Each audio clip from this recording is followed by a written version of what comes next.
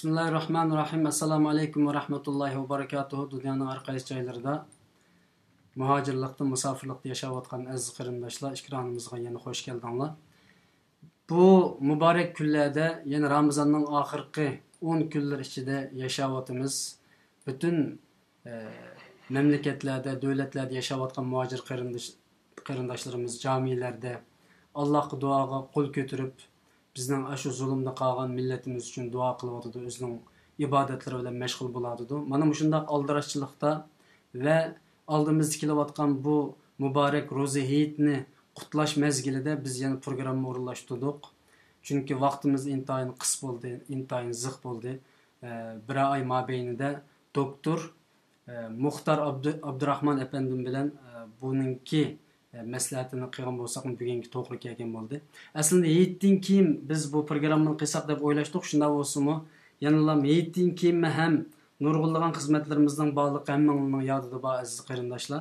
Kechini kechiga, kunduzni kunduzga ulab xizmat qiladigan bir davrimiz, bir zamonimiz, minutimiz yetib keldi.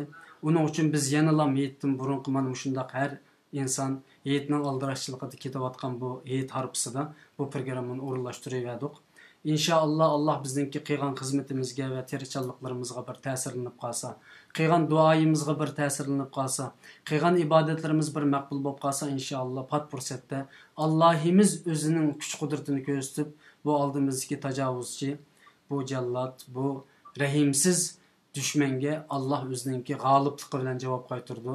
Elbette bizning qo'limiz orqali Sharq Turkistonni mustaqil qilib bersa, bizning qo'limiz orqali shu bechora mazlum xalqimizni ozod qilib bersa ajib emas degan maqsadda biz kecha kunduz vaqtni qo'ldan bermasdan mana shunday programmalarni, suhbatlarni o'rinlashtirishni davom qilyapmiz aziz qarindoshlar. Bizning bugungi suhbatimiz bizning hayitimiz bilan munosabati yo'q hozircha va Ramazon oyi bilan munosabati yo'q, chunki ekranda o'ltirgan biz taklif qilgan qadrli mehmonimiz hürmetlik doktor Muxtar Abdurahman efendim aynı zamanda Yaponiya Kyushu Üniversitesi'ndeki felsefe fanları doktoru ve hizmetçisi bu işlevotda hazır ve uzundan beri tadqiq qilayotgan, uzundan beri bizga bek muhim bo'layotgan Uyg'ur xalqiga, Sharq Turkistonliklarga muhim bo'layotgan bir temani uzundan beri tadqiq qilayotdi. Bu temani olib chiqish uchun bir qancha vaqt so'zlashgan bo'ldik. Bugun vaqt bu minutlarga to'g'ri kelgan bo'ldi. Yani Uyghur devletçilik nazariyesi, yani Uyghur devletçilik qurilishining jarayoni. Yani Uyghur devletçilik nazariyesininki evvel chiqarlarda tilga ilinib ve ig'izlarda deyilgandan keyin amaliyotga yuzlanish ahvolini doktorimiz bilan birlikda bugun suhbat ilib boramiz. Shunga men oldi bilan doktorimizga bir salom qilsam, undan keyin doktorimizni o'zini qisqacha tanishtirib o'tib ketishga teklif qilsam deyman. Men bu doktorimiz bilan yaqinda tanishdim ve kişilik hayatını jiq bilmayman, yani qayerda o'qigan, ilm tahsiloti qanday, buni bütün milletimiz beraber birlikte bilib olsak deyman. Ve şunu qistirib qo'ysam, qarindoshlar, hozir doktor yerim kecha bugun uxlamadi. Yani bu program uchun, bu suhbat uchun, yani Yaponiyaning vaqti. Shunga bunu qadrlash, bu qimmatni bilish uchun hambaharlash ko'nikisini besib va WhatsApp to'plariga bizniki bu yerda suhbat ilib berayotganligimizni xabar qilib qo'ysanglar, Alloh ajr bergusi va texim ko'p qarindoshlar bizning suhbatlarimizdan foydalanmoqchi inshaalloh. Bunu qarindoshlardan umid qilaman. Assalomu alaykum doktor Muxtar Abdurahman efendim. Ikramimizga hoş geldin. Ve aleyküm assalam. Ben hoş buldum. Allah razı olsun, bu yerim kechada sizlarni uyqularga qandolmay, sizlarning rohatlarini buzib, ikramga olib chiqdik. Chunki kechalarimizni uyqusiz, kunduzlarimizni aldirashchilikda mujodilaga ataydigan zamonimiz, minutimiz keldi. Agar bunday qilmasak, cho'qim millatimizga, xalqimizga xoinlik qilgan bo'lamiz deb o'ylayman. Sizlardek doktorlarimizning, ustozlarimizningki bu kechalarda bu yerga kelganligi bir tarafdan fidokorlik, bir tarafdan millatga cho'qim qilmasa bo'lmaydigan bir majburiy xizmat deb o'ylayman. Nima uchun buni tilga oladigan vaqtida ko'plagan doktorlarimiz ikramga kelgili unamayotdi. Buni xalqimiz jiq uqmaydi, men bilaman, chunki ular bilan davomli ko'rishib turibman. Balkim ba'zilar Xitoyningki vaziyatini bo'shab qilishini umid qilyotdi. Balkim ba'zilar boshqa har xil narsalarni o'ylayotdi. Balkim ba'zilar o'zining aldirashchilik bilan ikramga kelmaydi. Ammo biz kelganlarni hozircha qadrlaymiz, kelganlarni xizmat qilayotganlarni ulug'laymiz, hurmatlaymiz. Qachon bu sapga qatilgan kundan tortib o doktorlarimiz, o olimlarimiz, o ustozlarimiz bizning qalbimizdan yana bir qatim o'rin olishga boshlaydi. Hemen nimaga kirsak, biz avval sizlarni qisqacha bir tanib o'tsak deyman. Marhamat. Bo'ldi. Men ismim Muxtar Abdurahman. Vatan Sharq Turkiston'daki Aksu viloyatining Kelpin noyisininki Achal deb bir yezisi var. Şu yezisinin Turi kentida bir ma'rifatparvar bir dehqonning oilasida tug'ilib ekanman. Tuluq o'tirguncha shu Kelpin noyidagi birinchi o'tiruvni bitirib shu yerdan 92-yili Xinjiang Pedagogika universitetining Uyg'ur tili adabiyot kasbiga o'qish kirib 92-yildan tortib 97-yilgacha 5 yil Xinjiang Pedagogika universitetining Uyg'ur tili adabiyot kasbi bo'yicha bakalavrlik o'qidim va o'qish bitirdim. Anda Ürümçi şehirlik 31. Otur Mektep'te Uygur Dil Edebiyatı boyunca Soluk Otur Mektep'teki Uygur Dil Edebiyat kasbi boyunca okutuşluk kıldım. Yani 97. yılda başlayıp ta ki 2005. yıl 4. ay yani yapımı kayıya çıkan aralıkta ben Soluk 1. 2. 3. yıllıklarının Uygur Dil Edebiyat dersiga nasıl olup işledim. Mektepteki tatbikat işxonasining müdiri, ilmiy müdiri qatorliq xizmat ma'muriy xizmatlarni qildim. 2005 yili Yaponiyaga keldim. Bir yil atrofida yapon tili o'qidim. 2007 yil 4 oydan boshlab Yaponiyadagi cho'ng universitetning birisi bo'lgan Yaponiya Kyushu universitetiniki falsafa kasbiga universitetimizda ikki cho'ng bo'lak bor. Birinchisi etika bo'limi, ikkinchisi falsafa, tarixiy falsafa bo'limida. 2007 yildan 2012 yilgacha 5 yil shu falsafaning ichidagi etika, inson falsafasi qismida magistrlik unvonini olib o'qidim va u yerdan doktorlikka kirdim. Andaki 2015 yılı 3. ayda doktorluk programmasını tamamlap aldığım yılı yani bir yıl yani doktorluk unvanına erişip hem de hazır şu mektepteki mahsus Uygur tili, Uygur edebiyatıga, Uygur devletçiligiga yani Uygurların kadimki yazma yadigarlıklarına tayinip durup Uygurların devletçiligini G'arib devletçiliğini seyirtirdiğen bir çoğun tatbikat projesi işlevadimiz etrafımızda başka okutuşlar var. Ben hazır bu mektepteki felsefe fanları kasbi tatbikatçısı şu hizmette kılıvatıman. Benim hazır küllerim asasen şu G'arib ve Uygurlarınki devletçilik nazariyesi ve ameliyatını ve tarihini seyirte tatbikat arkalık en ahırda bizimki yani Uygurlarınki özümüzge xas bo'lgan bir orijinal bir davlat sistemimizni nazariya jihatdan yakilab chiqishni nishon qildim.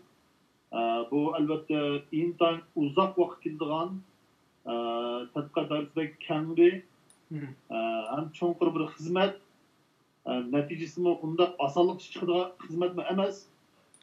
Biz shu nishon bilan ketib boramiz. Özümüz tadqiqot nazarida Yaponiyadagi cho'ng ilm muhokama yig'inlarida, ya'ni Yaponiyaning davlatlik ilm muhokama yig'inlarida, yani falsafa ilm muhokama yig'inida, etika jamiyati ilm muhokama yig'inida, Yaponning eng shu sohadagi eng birinchi numurliq cho'ng ilm muhokama yig'inlarida men shu sohada ko'p qadim maqola o'qib, ya'ni Uyg'ur davlatchilik ideyasining, Uyg'ur davlatlik falsafasiningki original sistemasini bir tadqiq qilib yaponlik tadqiqotchilarga sungan bo'ldim. Bu vaqtki imkon balkim hozir turgan oraliqda turli matbuotlarimizda men bilan ko'p qatim suhbatlar elib berildi. Balkim anglag'uvchilar bu vaqtda oldin bir xabar bo'lishi kerak deb o'ylayman. Men o'zim haqida hozircha shunchalik to'play. Allah razı olsun, nihoyatda qisqa ammo intayin ixcham bir tushuntirish oldu. Yani necha 10 yillik ciddi çapalık bir o'qishni bir qancha muddatdan ichiga jamlab bergan bo'ldilar. Sizning hozirgi bu tadqiqot, ya'ni Uyg'ur davlatchilik tadqiqotida xizmatida birga xizmat qilayotganlar ular boshqa Uyg'urlarmi yoki shu yaponlarmi? Yapıllar. Yani şu sahada Girik ve Germanlarınki şu sahada tadqiqotlarini cho'nqir ishlagan mutaxassislar Yaponda xeyli ko'p. Ama bularning ichida menga bo'lgan qiziqish bek yuqori, izchil yuqori, nihoyatda bek izchilligi bor buningki, iliqorlik surib qolgan ish yo'q. Bular umuman Giriklarninki, yani burunki şu Aflatun, Aristotellarninki devletçilik ilmi bilen şu bizimki 10. 11. asırlargacha bo'lgan orliqdagi Uyg'ur millatininki qadimgi yozma yodikorliklariga tava bo'lgan shu asarlarda qanchalik darajada ta'sir munosabati bor, qanchalik qismi Girikning ta'siriga uchragan, qanchalik qismi originalligiga Muşu maqtaki tadqiqotga bular bek qiziqdi. Endi bir narsa aniqki, bu qadimgi Uyg'ur tilini bildigan, Chagatai Uyg'ur tilini bildigan va turk ronik yoziqi, Urxum Uyg'ur yodgorliklarini asli yoziq bo'yicha, asli tekstni o'qiydigan yaponliklar yo'q deyarlik. Biz bu yerda o'zimizning mush afzalligimiz bilan qadimgi tekstni o'z tili bilan, o'z tilimizda o'qib, yaponliklarga tushuntirib, ya'ni o'zimizningki xas iqtidorimizdan bularni o'zimizga jalb keldik. Ham bu orqali biz o'zimizningki Giriklar bilan parallel ma'nolangan ba'zi nuqtalarda Giriklarninki davlatchilik ideyasiga tanqidiy holda muomala qilib, ya'ni 11 asrdagi Yusuf Qasojib o'ziga xos bo'lgan davlatchilik, ya'ni g'oyibiy davlat sistemasi o'tirg'i chiqarganligini biz shu asarninki Uyg'urcha nusxasiga asosan Yaponiyada buni tadqiqlab qilib o'tirib chiqardik. Bu vaqtda ko'p qatim jurnallarga, ilmiy yig'inlarga ko'p qatim bizning maqolalarimiz besildi. Bu vaqtda inkas intayin yuqori. Albatta, bundan boshqasi umuman hammalar yaponliklar. Yani yaponlarning bu jihatda qo'shayotgan to'pisi cho'ng demakchi yani. Albatta. Yaponiyaning shu ilm fan tadqiqot sohasida tabiiy fan tadqiqoti asosiy o'rin degandek bir xil ta'sir bor, lekin rasmiy shu falsafa sohasiga kirib boqqan odamlar bildiki, bu Yaponiyada bu ijtimoiy fan mislsiz taraqqiy qilgan bir davlat. Ya'ni mening ko'z qarashimda Yaponiya tabiiy fan davlati emas, balki bu yüksek taraqqiy qilgan bir gumanitar bir ijtimoiy fan davlati. Bularninki tabiiy fan taraqqiyot qilgan vaqtda ijtimoiy fan taraqqiyoti necha 10 hassa, necha 100 hassa taraqqi qilgan deyish mumkin. Ya'ni bularninki qadimgi asar tadqiqoti, ya'ni qadimgi Giriklarninki, Latinlar, Fransuz, Ingliz, German bularninki qadimgi asar tadqiqoti shunchalik ko'p, shunchalik inchiq, shunchalik sarxilki, biz endi bu Uyg'urlar biz hozir ahvolimizda ular uygunimizda endi uygunyapmiz yo'q, lekin bular millat yaponlarga tam bir xizmat qilish uchun, ya'ni Uyg'ur millatini yapon millatining tadqiqot saviyasiga keltirish uchun balki bizga 100 yillab ketishi mumkin. U qadar oldidimi yaponlar bizni? Shunda haqiqatan bek oldi kelgan bular. Sababi bular har bir so'z, har bir harf, har bir talaffuz, har bir jumlaninki kontekstlik ma'nosida shunchalik insiq qilganki, buning hamda biz hozircha baho beradigan ahvolda emas. Biroq biz bu shunday ahvol ostida Uyg'ur tili, qadim Uyg'ur tili va Chagatai Uyg'ur tili jihatdagi bizniki xosimizni tanib turib, o'zimizniki davlatchilik ideyamizni bularning oldiga qo'yish. Bu orqali biz o'zimizning xos bir klassik bir falsafa sistemimiz, xos bir klassik davlatchilik sistemimiz bor, millat ekanligimizni bularga tunishtirish, tushuntirish, qachon jalb qilish albatta bu bizniki boshlanib bo'lmaydigan majburiyatimiz. Albatta bu sohada Uyg'urning soni bek oz. Bu odamlar cho'qim yuzlab, minglab Uyg'ur bu falsafa sohasiga kirish kerak. Chunki bir millatning energiyasi falsafadan keladi. Bir millatning energiyasi shu millatning metafizikasidan keladi. Uyg'ur metafizikasini, Uyg'urlarning falsafasini, uning yadrosi bo'lgan Uyg'ur davlatchiligini, etikasini tadqiq qilmay turib, bizdeki devletimizdeki kelgüsündeki uncular parlaklık natayın. Demek ki ben biz özümüzni hakikatendeki ilim ve tatbikatıga zor derecede adem küçüğü, zor derecede teknik ve meblağ gücümüzni acıtışımız, teknik köp adamlarını yani yüzler, minglap Uygurlarını bu felsefe sahası kirişken jalp qilishimiz kerak. Bizning axloqiy masalalarimiz, bizning siyosiy masalalarimiz, bizning qonuniy masalalarimiz, barliq masalalarimizni hal bo'lmasligida balkim shu falsafa jihatimizdagi ajallik ojizligimiz, ya'ni gerçi 11. asrgacha orliqda, balkim 15 asrgacha biz kuchli bir millat bo'la olgan bo'lsak falsafa jihatdan, ammo undan keyin chekinish, ya'ni falsafadan yiroqlash, nazariy tafakkurdan ojizlashish, yiroqlashish, shu xil qoyishdan kelib chiqqan bu İpek yolunu haraplaşışının kelib chiqqan bu fojia oxirida bizni o'zimizning realligimizni to'g'ri diagnoz qo'ya olmaydigan, o'zimizning tariximizni to'g'ri tushuna olmaydigan, kelgusimizni yoritish qilgan energiyani topolmaydigan bir ahvolga tushirib qo'ydi. Bunun sebep falsafaning haqiqiy ma'nosini tushunmaslik, falsafa tadqiqotiga kirishmaslik va buniki osh nomdan bakroq muhim ekanligini, havo va suvdan bakroq muhim ekanligini tushunmaslik kelib chiqqan. Chunki odam ameliyatda Aristotel bileydi, bu siyasi bir mevcudat. Bunu bazılar bunu siyasi mevcudat demeyi siyasi hayvan davaldı ameliyat bu. Bu ben diyemez. İnsan ameliyat devlet karakterlik mevcudiyet demek ki Aristotel. Elbette Yusuf Hasan'la karışımı, Farabi'nin karışımı bir yerde birlik geliyor. Demek ki onun da biz aldı bilen her bir insan çoğulgan iken o çokum bir siyasi bir insan buldu. Çünkü siyasi bilen insanın otursun tanrı bayruş koyuş mümkün. Bu şu mende vaktimizde biz özümüzdeki tarihimizde çokum felsefeden ibaret bir köz bilen, yani akıl köz bilen çokum nahayet inçke, nahayet çonkur ve izcil küçümüz, tatkışımız bu fevkalade zürür. Bu bizden bugün reallıkımız için mi zürür ve kelbimiz için mi bir takıntısı bir vazife parayla. Yani halkımız felsefeye kirişte kaçandan beri gücünü yo'qotdi yoki bugünkü felsefesizlik, bugünkü açlık, susuzluk ninki sebebi to'g'risi kichikkin to'xtalib undan keyin temaga kirib Bizdeki felsefe bilen bo'lgan munosabatimiz ameliyatda o'zimiz bilan bo'lgan munosabatimiz, o'zimizning mavjudligimizdan bo'lgan munosabatimizdan iborat. Bunu hem de biz özümüz kadımda Uygur yazımı yadigarlıklarımızda ben bunu ifadeleyen. Lekin bununki çoğunluk sezdirge vakitimizde Giriklan'ın yukarı vakıtta nispi fark var. Bizden hem de Giriklan'la bir vasıf uçraşkan devrimiz belki 500 yıl, belki 1000 yıllardır burada. Yani bu şu Giriklan'ın ademleri bilen bir vasıf uçraşış. Giriklan'ın eserlerinden bir vasıf uçuruşuş ve bulanın seslimizden uçuruş sadece kelip çıkan İpek yolunun ilinizin medeniyeti, Uygur ilinizin medeniyeti. Yani Uygurların medeniyeti bilen Giriklan'ın medeniyeti özara uçuruşkan. Muşlan'ın medeniyeti has yani Uygurlaşkan Girik medeniyeti. Uygurlaşkan Girik felsefesi.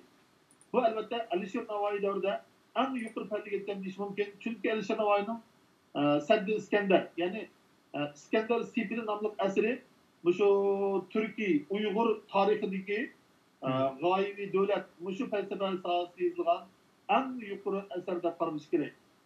Alişir Navai'nin bu eserini felsefe hakkında okusundan kılış ağzı kadar ondan kullanılmadı bırak.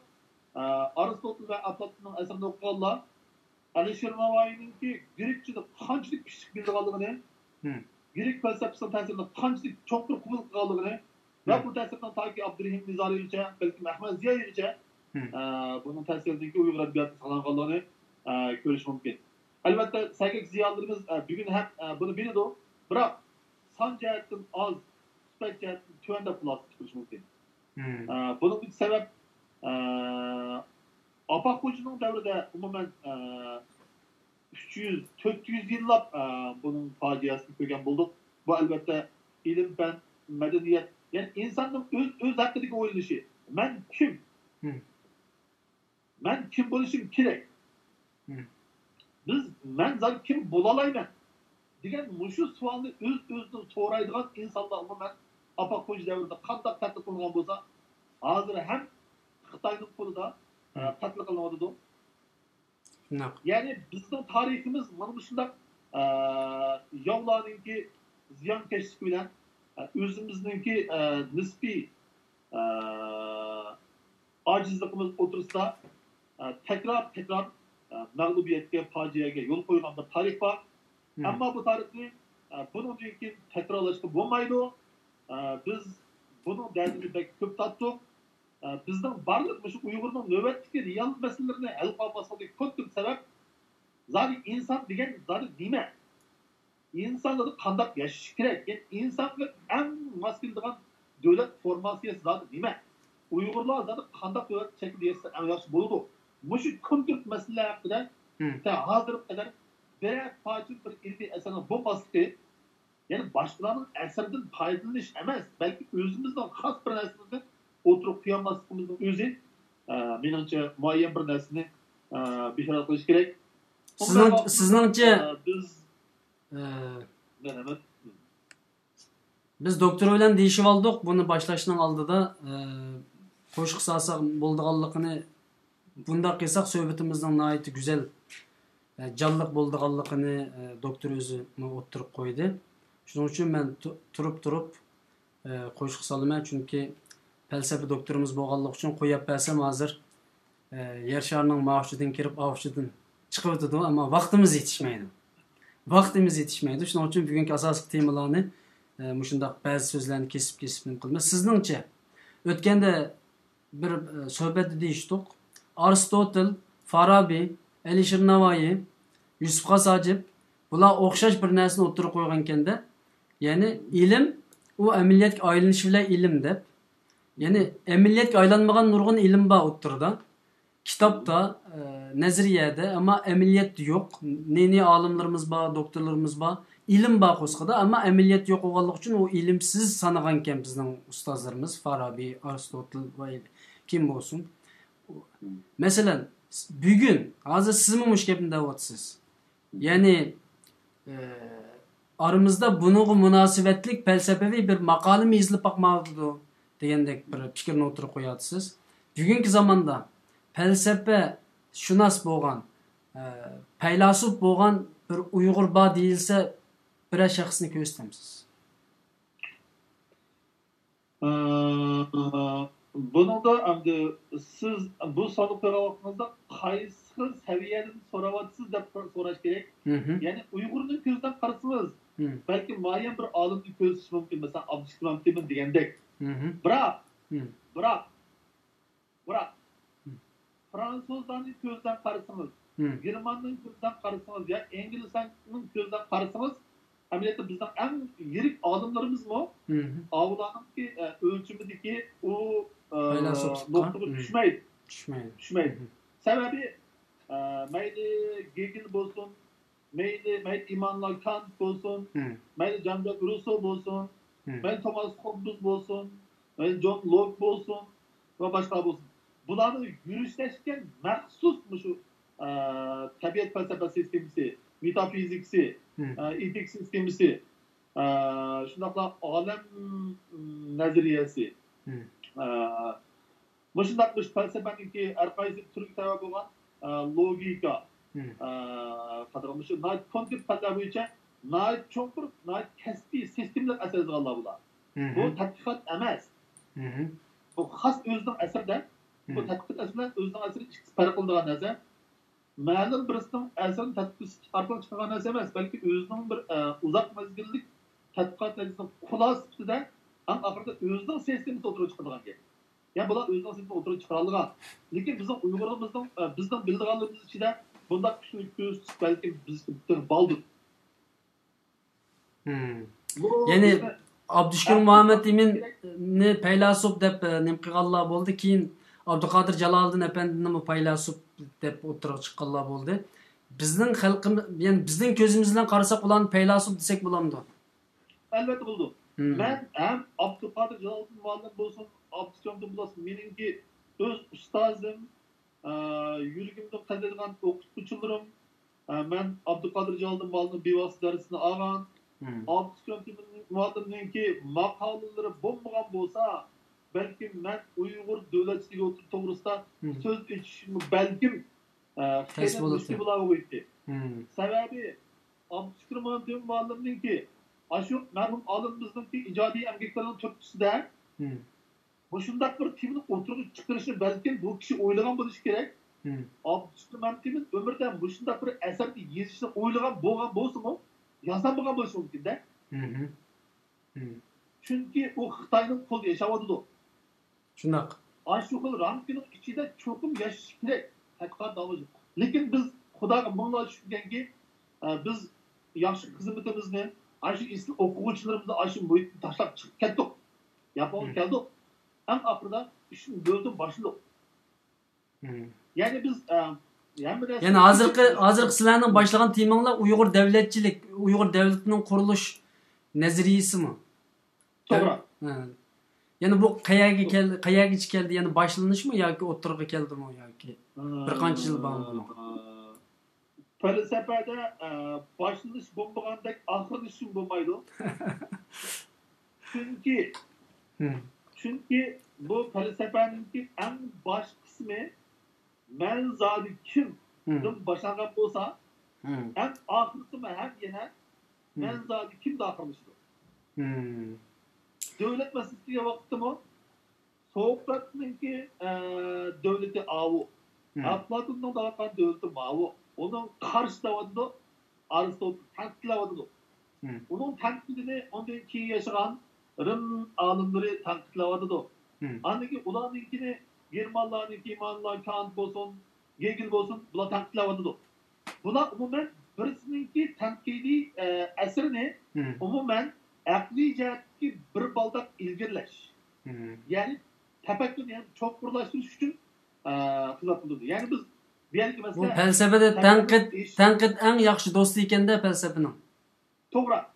Yani tenkit digenlik tenkit qilish bir arzdan dur degan masala bu yerda. Bizde nima uchun faylasuflarning oz chiqqanligini men endi his qildim, ya'ni sababini shundan ko'rdim. Tanqiddan xo'shimiz yo'q. Buning uchun oz chiqqan bo'lsa. Men shu televizor riyosatchisi efendim, Sancar efendim, siz meni qancha tanqidlasiniz, mening har bir so'z, har bir jumlani shu tanqidlasangiz, men shunchalik hayajondaman. Men biqildiman-da.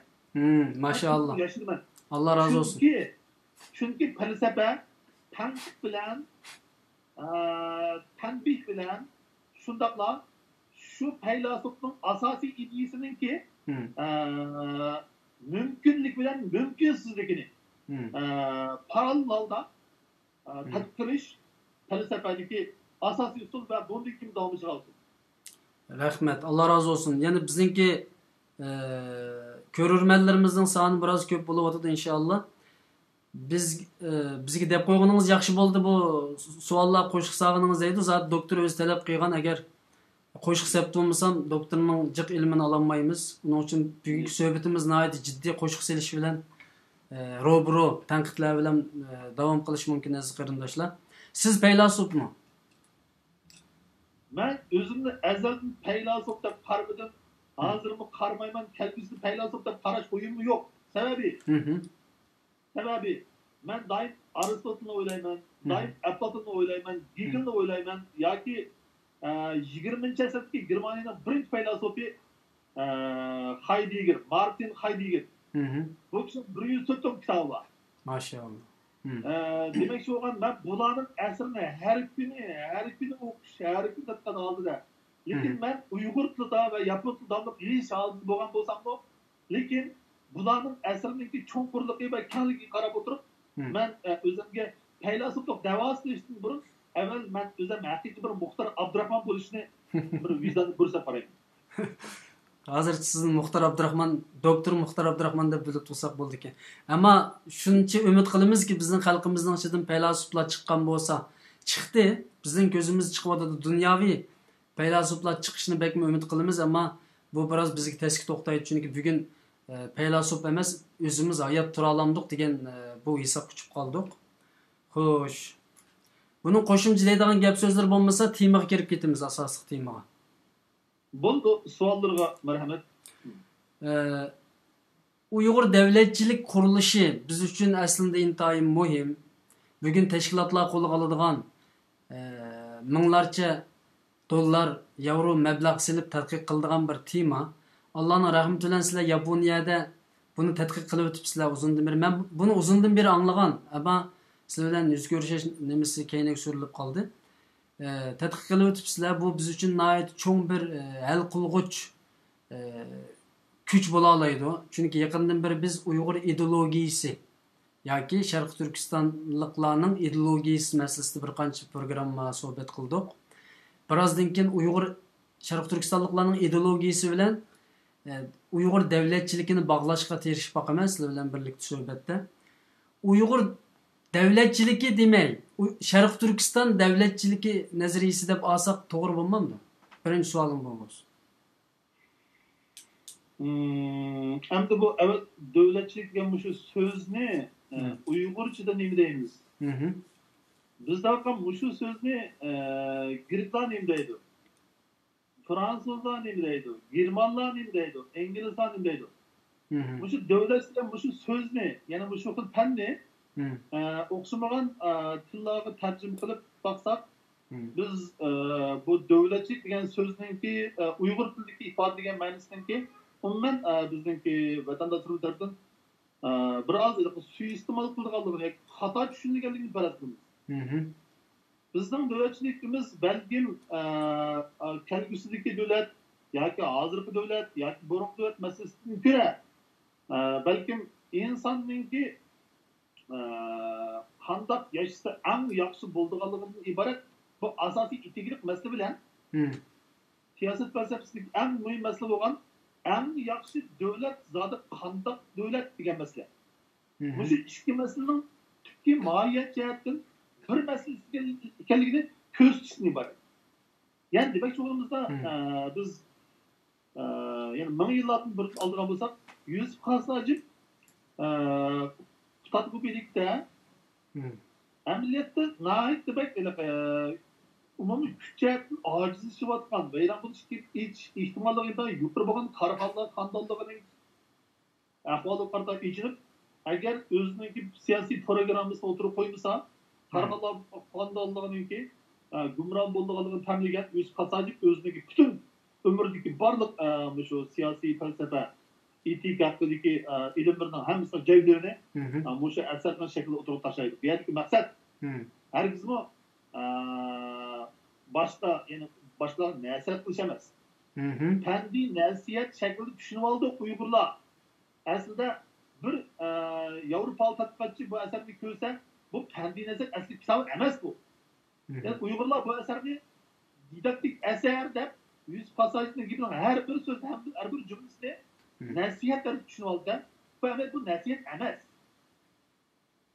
Kitobni setishning jiqroq bozor topsin deb shuni o'zgartib qo'yapti-da, chunki xalqimizga biroz diniy, biroz maddahiy so'zlarni ishlatsa bek yaxshi bo'ladi emasmi? Bu asarniki ala diqqat qilgan edi. Yani bu asarning muqaddimasi qattiq chiqdi, mundarij ham chiqdi. Rashid Rahmatiy Arat uzoq mezgil bu asarni 30 yildek ishlab uch nusxani birlashtirib akademik nusxani o'tirib chiqara olgan. Biz avval Rashid Rahmatiy Arat efendimga marhumga biz Uyg'urlarimiz eng oliy hurmatni bildirishimiz kerak. Alloh yotgan yerini jannatdan qo'ysin. Bu Rashid Rahmatiy Aratningki kuchi bilan biz shu asarni bugungi Uyg'ur tilida, Uyg'ur yozig'ida ko'rib o'tira oldik. Ammo bu asarning 1826-yilda chiqarilgan germancha nusxalari ba'zi bizning qo'limizda bor. 1981-yilda chiqqan. Uyg'ur tilidagi nashrlar taxminan o'xshash, balki bo'lmasa burun chiqqan ingliz nusxasi ham bizda bor-da. Bularni solishtirib qaragan vaqtimizda bizning bu asarga bo'lgan tunishimiz Yevropaliklarningki tunishi qaragan vaqtda ko'p tez, ko'p oddiy bo'lgan. Demakchi bo'lamiz, biz shu asarni o'xshash asarni jiq ko'ramaganligimiz uchun didaktik asar deb xato tushunib oldik. Bu asarni didaktik deb tushunganlar uni tushunaversin. O masala yo'q. Biroq Yusuf Qasajib hargizmi bizga nasihat qilish yozgan emas. Davlat qurish. Nima? davlat boshqarish nima? Hı. Bu asosiy maqsadda muqaddim qismda naq mushkamil qiladi. Ya'ni davlatninki qanday qilsa gumron bo'lganligi, qanday qilsa gulundiganligini va mushning bir xos ishlarning nima ekanligini, buning xos fazilatning nima ekanligini ko'rsatishni nishon qo'ygan. Demak, bu asar davlatchilik ilmiy aqlga yozilgan asar. Siyosiy falsafiy asarninki she'riy shaklda ifodalanishi. Bu asarninki shakli garchi masnaviy shaklda bo'lgan bo'lsa-mu, biroq bu asar deyilgan gap butunlay ilmiy maqolning gibi. Qonun nima? Adolat nima? Baxt nima? Ilm nima? Oqibat nima? Bularninki eng oxirgi keltirib chiqqan xulosasi nima degan vaqtda Yusuf Hasajning xulosasida butun programma o'tirib qo'yib, davlatni qudratli qilishni qilish kerak bo'lgan hamma ishni ko'rsatib, biroq eng oxirida bu asarninki oxirida Yusuf Hasajning zamonning buzuqligi va do'stlarning bevafoligi mana bir xil oxirgi 80-javobida bir qism bor. Ya'ni shu davrga qarata norozilikni qaytaydi. Yani Yusuf Hasacib'ninki bu dastanı, Kutadgubilik dastanı aynı zamanda devletçilik sistemisininki didaktik şekilde ifadelenip verilişi aslında bir şeriat veya sistem değişik buludu. Şuna mı? Devletçilik başlanışı. Buludu. Demek ki bu ahlaki cihetki didaktiki manasını düşünmezsek bu eserin asas kısmı emez. Bu eserin asası umurtkusu. Yani o tümrü demediği vakitte bu eser devletçilik hakkında yazdığı eser. En yaxşı devlet qanday bo'lishi kerak? En yaxşı devletning asas formasi degan nima? Buning uchun qanday shartlar kerak? Buning uchun har bir fuqaro, shoh yoki vazirlar yoki subashi yoki har qaysi sohalarniki vakillar zoti nima ishlar qilish kerak? Qanday fazilat yetishish kerak? degan maslahatlarga o'ziniki ko'z qarashi. Ya'ni bular umuman o'zaro dialog bilan mang'udi. Yani Aflatun'un eserleri diyalog bilen manganı okşaşla Yusuf Hasaj'ın eseri mi? Diyalog bilen mang'udi. Yani cevap herkesin mutlak emez. Gün tuğutunun cevabı mutlak emez. Ay tuğutunun cevabı mutlak emez. Demek bununki ahire... Öğütülmüş ve öğütülmüşten cevapları hem mutlak emez. Buna umumen bu şu keskin bes münazır içinde zatımız qanday qilsak ham yaxshi yashayalaymiz ham qanday qilsak ham yaxshi formatsiyasini o'tirib chiqaralaymiz degan masalani bizga qo'ydi. Biz shu nuqtada tushunsak bu asarning davomi ustida keyincha 12-13 14 balki 15 asrga oraliqda bu asardagi siyosiy tendensiya davlatchilik prinsiplari umuman Alisher Navoiygacha davom qilganligini va 19 asrninki buyuk adib faylasuf bo'lgan Abdurahim Nizariygacha buning ta'sirlarining kelganligini ko'rib bo'ladi. Chunki bular umuman Alisher Navoiy demiş o, Abdurahim Nizari demiş o. Bular shu Sokratning oldiga bordi. Alisher Navoiyning farhatlari Abdurahim Nizarining farhatlari bundan giritse Sokratning oldiga bordi. Aflatunning oldiga bordi. Yani bununla qanchalik varislik qildi bizning keyin varislik qilganlar sizningcha yetarlikmi? Bu davlatchilik yani Uyg'ur adabiyoti nuqtasidan varislik qilish nihoyatda izchil yaxshi mangdi. Biroq adabiy asar shaklida yozilgan bizningki vasiqalarimiz bilan rasmiy shu ilmiy maqola yoki nazariy sistem shaklida yozish bizda tamponiq buzilganda yani bizda umuman she'riy shaklda yozish adabiy asar shaklida yozish izchil davomlashgan biroq shu Aristotelga o'xshash yoki Aflatonga o'xshash yoki bo'lmasa yaqingi zamondagi Gegel, Kant yoki yaqingi zamondagi shu Haydega o'xshash shu rasmiy ilm ustida o'tirib qo'yib, masalan, logikada mulohaza qiladigan shakl bizda borligi bor, lekin son jihatdan oz. Sizning chet elda Uyg'ur davlatchiligini tadqiq qilayotgan boshqa Uyg'urlar bormi? Sizningcha? Bo'lish kerak. Men ancha ketmaydi ekanman. Lekin yuzlab, minglab Uyg'urlar chiqsa-mu, hargiz bu ajablanarli emas. Chunki biz qilganimiz bu, biz qilmaydiganimiz bu. Ya'ni bizning mavjudligimiz bu yerga tutash. Ya'ni bizningki metafizikimiz, ya'ni Uyg'urlarning davlatchiligida Uyg'ur falsafasida ikki cho'ng narsa bor. Ya'ni falsafa deyapmizda umuman metafizika uni yiltizi asos qismi bu yerda. Yani Uyg'ur metafizikasi va buning markaziy o'rniga biz o'tirib qo'yganimiz Uyg'ur metafizikasining markaziga ham Uyg'ur davlatchiligini qo'yman. Chunki bir insonning mavjudligi nima degan masala, davlat shaklida biz qanday bo'lishimiz kerak degan masalani ham bir vaqtda o'z ichiga oladi. Demak, biz Uyg'urlarningki asos energiyasini, Uyg'urlarningki jasoratini, g'ururini dal mana shu Uyg'ur falsafasidan, Uyg'ur davlatchiligidan topalaymiz deb tepishimiz kerak. Bu g'arbliklarningki qilgan ishi Germanlar nima shuncha mag'rur? Fransuzlar nimachi mag'rur? Germanlar qaraydi. Inglizlar qaraydi. Bularni mag'rur qilgan zot nima? Falsafa jihatiga favqulodda cho'ng turib topqirish kerak. Yani felsefe asli insanningki o'zining insonligiga kuch beradigan, jasoratiga kuch beradigan, axloqiga kuch beradigan, inson qiladigan asli tigidan insonning bir manba xarakterlik bir yadroliq energiya ekanda bu. Energiya kuch. Energiya baz shu. İnsan energiyasi. Ama biz bunu din deb tushunamiz. Yani Allah'ın vehisi orqali biz energiya olamiz, dua, namaz va yoki ibodatlar orqali. Demak, bular uningdan olmaydi maslan. Buning qana qaraysiz? Din albatta mavjudmi Uyg'urlar uchun faqat muhim. Chunki biz shu xil muhitda cho'ng bo'ldik, yashadik. Men buningki muhimligi albatta hammalarga o'xshash bir qarashda.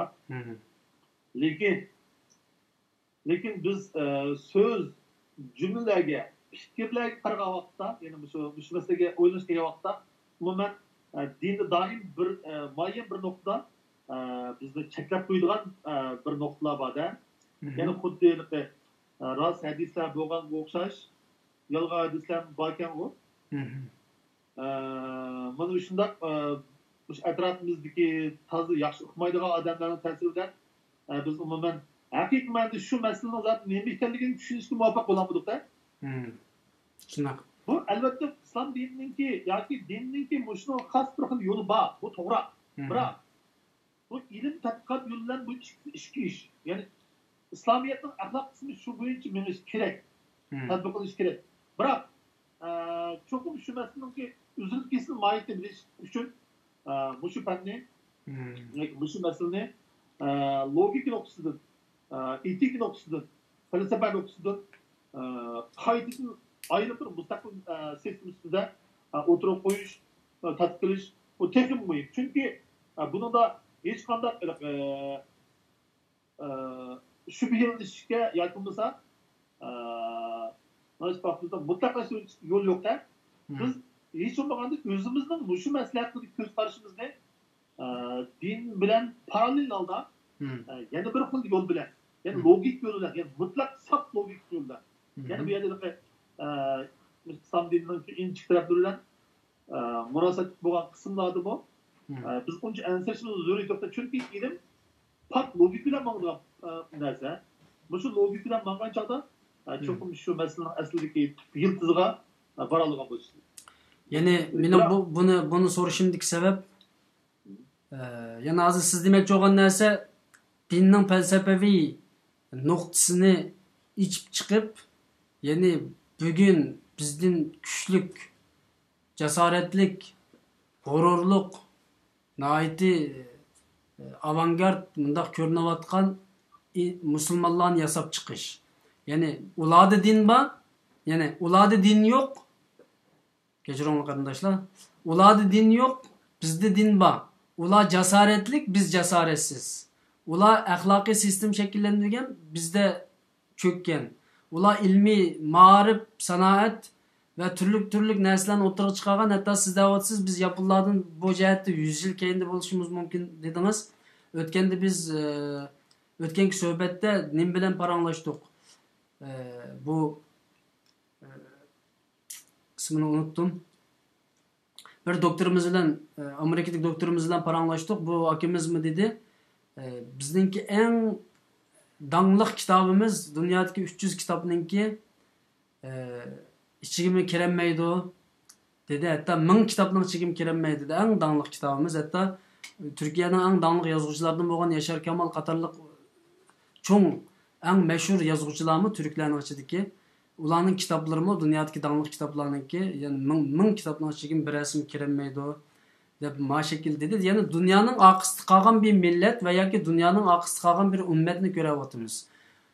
Onun için bu yerde ketkizip koygan tarafımız, cesaretimiz, ahlakımız, gücümüz, batırlığımız ninki sebebi nime degenini içip çıkış için şu an ben bu sualını sordum ki din ba bizde Müslüman biz ama nim için o dinsizladek cesaretlik emesmiz. Din ba bizde Müslümanmız ama nim için o dinsizladek okuyanmadık. Din ba bizde Müslümanmız terakkiyatını 100% kollaydıgan İslam dininin o terakkiyatga yetemedik. Yani bugünkü garip terakkiyatı olsun, sanaat inkılabı olsun, meyli qaysı taraftan olsun. Bizde din ba bugün nim için mesela ben bugün bir yerge badım. Adet 70-80 yaşlık kişiler işleydi bir yerde. 70-80 yaştaki. Pensiyeki çıkış işleşnemesi 67 yaş. Mesela 67 yaşlıkçı işleydi. Onun dinkin işini taşlaydı. Hatta 70-80-90 yaşlık kişiler nimi işleydi. Yani freiwillig deydi. Gönüllü Türkçe. Yani özünün işinden çıkarıp bikar işleydi. Allah intayın köp. Bunda şirketler intayın köp. Nim üçün Müslümanlar dini ba işleşini yaxşı görmeye kaldı. Uğurlaşıp gitti. Çünkü Arap dünyası neticilciydik. Biz 4-5 yıllık hayatım Arap dünyası öttü. Arap dünyasınınki işten ne kadar ağırlıp ketkenlikini, Arap halkının işleşten ne kadar ağırlıp ketkenlikini ait obdan bölüme. Manım bu şu negizini tep çıkışta felsefenin ornunun küçülüklikini meselenin sözlerden sezip otamı. Doğru mu bu? Yani bu felsefe bizni toluklamdı bu cihette. Başkalarının işip getiş cihette toluklamdı demek için. Hoş. Elbette bu hafta eser okuydu vallahi bu fazla. Belki özür bu kitap okumak gerek. Limaza ta'akharta muslimin limaza taqaddama gayrihum da bu kitap var. Müslümanlar neymiş için? Müslümanlar akıdı kılıp gayri de gariplikler. Ecibilleyli. Bu tarafta bunun sebebi değil mi? Digen meslekte İslamiyet alımları çok izlengen. Belki bu izleyişler Avrupalı kanunki ilim fen tatbikat hakkındaki izleyişleri sırga vakitte belki aciz yakınlısı tez izleyiş buluşu mümkün. Çünkü biz dinin zaten ne bir kelle yaptı özümüz çok bir sistemlik bir izleyişlik bulamadık. Bir yerde ben fakat Kant'ın gibi... Bu gaplarını tutuvalım hemen. Yani dinin nemişkellik hakkında biz çok izleniş kılamadık degen bunu Şarkı Türkistan Ölmalar Birliği tanışımız gereken ma cümlen. Doğru. Devam etsin. Çünkü din, bizim dinimiz, bizim reallıkımızdan ki çıkan. Bizim reallıkımız maksat, reallıkımız menbe ve reallıkımız gaide. Yani şu dinin üçkün noktasında, yani ötmüş noktası, hazırlık ve kelbis noktasında umumen bizim reallıkımız ölçemde. Ama karsak bizim hazırlık reallıkımız ve kelbisimiz seyfakımızda Gariplerin kurulagan Grajdanlar Dövleti umumen bizim siyasi tüzülme cihetteki axloqiy jihatdagi farqimizni cho'ngaytib cho'ngaytib ya'ni bizningki qurmoqchi bo'lgan g'oya davlatimizningki ya'ni islomiyatning g'oya davlati bilan g'arbliklar o'zining aqlining javhiri ustida qurib chiqadigan gradlar jamiyatini sevtirsak sifat farqi bek cho'ng. Ya'ni g'arbliklarning ko'z qarashida yomonlik intayin asosiy mazmun. Ammo islomda yaxshilik asosiy mazmun. Ya'ni insonni Thomas Hobbes deydi. Yomonlik deydi. İnsan rezillikning manbasi deydi. Davlat eng rezil deydi. Thomas Hobbes. Ya'ni ijtimoiy ahdining birinchi peshvosi Thomas Hobbes Angliyalik. Bu kishi Chertovdan kelib chiqqan. Atanız Chertovning odami. Hopp. Bu kishi yozgan Ribay Asan, balki inglizcha Ribay Asan deb o'qishimiz kerak. Bu yaponcha Ribay Asan deb yozilgan. Bu İncil'de müşünde bir məxluq varkəndə, intayin bədbəşəri, intayin küçülük, hər qandaq əzizlikli qılğanda, bu Thomas Hobbes digən vaxtda umumən dövlət digən əsini intayin müşünde Libay Asan İncil'deki aşıb bədbəşəri məxluq oxşaş, rəzil bir nəzlik düşəndirdi. Çünki o dövlət şunçilik rəzilkən ki, o adet şəxsinin, yani biz birey qrupunun küçünü tezdən yividirək. Şunun üçün bu dövlətin rəzillik, yani devletin gücünün çoğunluğu qarab turib, bunu rezillik deb tushundirdi. Shuning uchun bu insonlarni shu rezil davlatninki o'tirisida muayyan bir tangponlik qurish kerakda. U davlat bo'lsa, ojizlarni besib turib, tinchlik barpo qilish mumkin-da. Yani Thomas Hobbes'in diğerligini fakat shu masala. Yani devlet mi rezil, insan mı rezil boğalık için şu rezillikte kandaklılık en tüyenderi düşürümüz. Diğer mesele asasi mesele ve usul. Ama İslamiyet'te insanın umumen yakışıklıkın ki, güzellikın ki menbesi yapıp ben size işini de misal. Bir Müslüman bir Müslüman işini de böyle insan garip bir vakti insan çok ilgarlık bırak. Bir insanni bir sistemini yaxshi deb qaragandan ko'ra yomon deb qarab shuning qarshi bir aqli tadbir erish xarakterda ish boshlash menimcha texmi haqiqiy texmi cho'nqur texmi logikalik va amaliy bo'ladi. G'arbniki bugungi qaltislarning manbasi bu yerda. Ya'ni inson yaxshi emas balki razil. Ya'ni razil bir narsani isloh qilishninki ya'ni amilni rezil deb turib, uni isloh qilish tarafdoriga mangan. Biz musulmonlar masalan dinda amilni yaxshi deb turib, uni texim isloh qilish tarafiga mangan. Ya'ni bu shaklda ko'rinadi. Bu to'g'risi yana birozdan keyin to'xtalaylik. Ya'ni Uyg'urlar nima uchun bu dinning gibi kirib qoldik desak, hozir bizda muhim bo'layotgan bir narsa bor.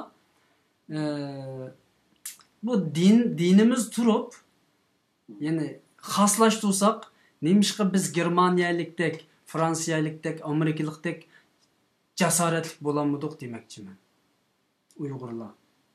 Ya'ni hatta qo'rqanchoqlik psixikasidan chiqib ketyapmiz. Masalan, men shaxsan qo'rqanchoqlik psixikasidan chiqib ketgani 3 yil bo'ldi. 37 yoshimgacha qo'rqanchoqlik psixikasidan chiqib ketyapti ekanman. O'zimizni botir deb yursekmi, erkin deb yursekmi, ammo u psixikani chiqib nayt diqqat qildigan, bektemtireydigan. Ama mening o'qigan oyatim 20 yilning yog'i vala taxafun. Masalan, qo'rqmanglar. Jasoratli bo'linglar, sabrchan bo'linglar. Allohdan boshqadan qo'rqmanglar. La ilaha illallohning ma'nosi aslida qo'rqmaslik. Ya'ni Allohdan boshqadan qo'rqmaslik. Bu qo'rqmaslik 37 yil bizning yuragimizga kiryapti, shaxsan meningki. Ham bu nurg'un odamlarda reallikka qaraydigan bo'lsak ko'rilyapti.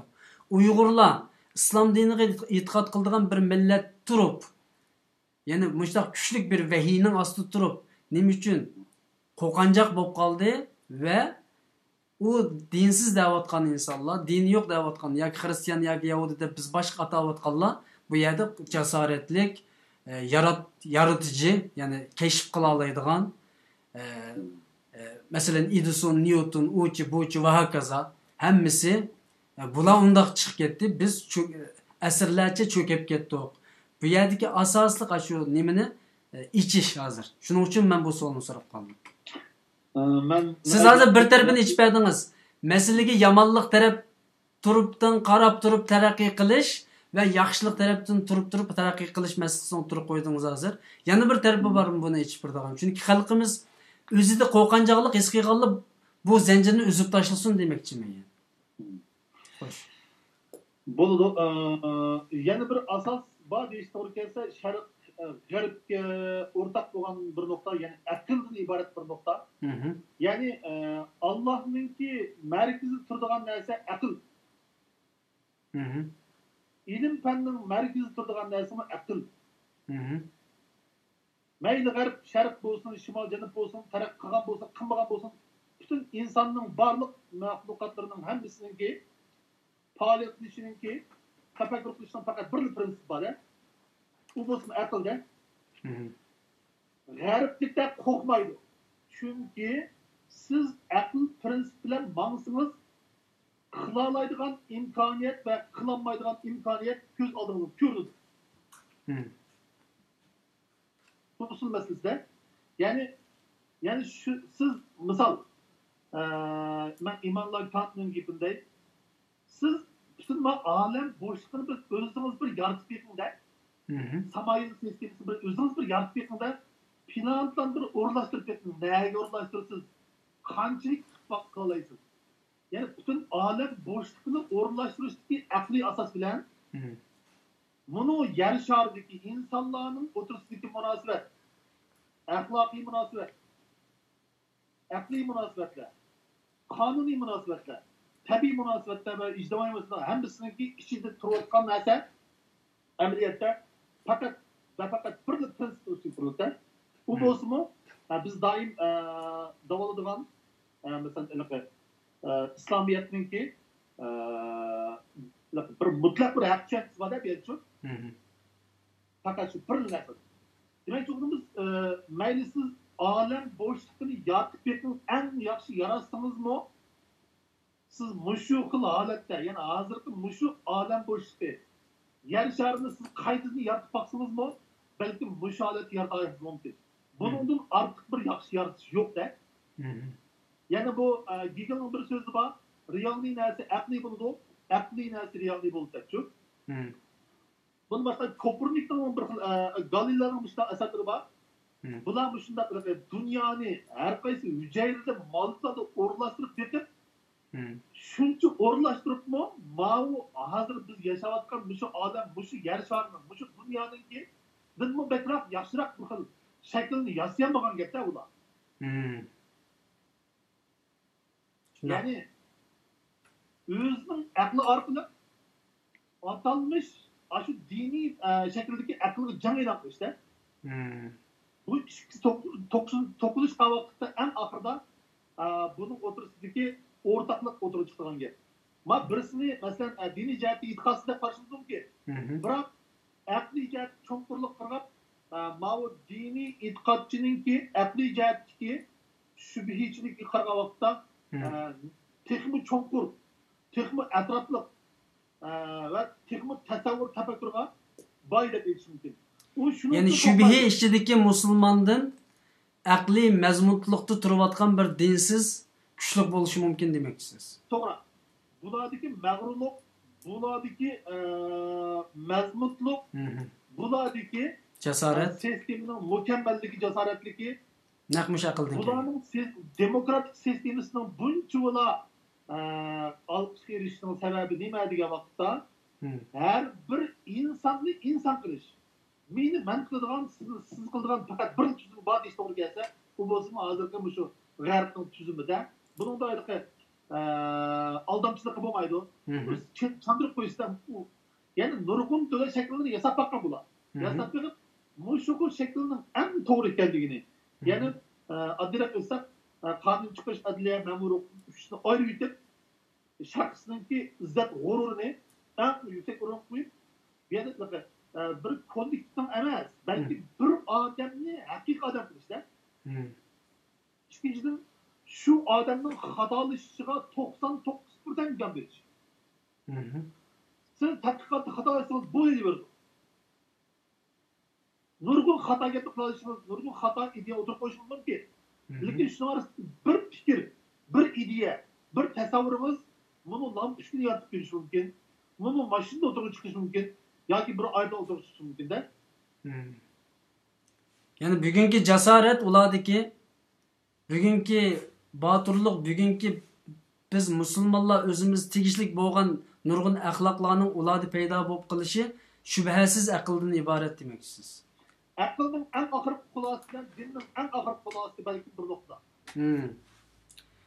Ammo asosan aqliy jihatdagi tasqashdan o'tgan g'arb jamiyatining eng oxirgi nuqtasi bilan dogma jumlalarga ishonishdan kelib chiqqan axloq oxirgi nuqtada saviyaga farqlanish shakllantirdi.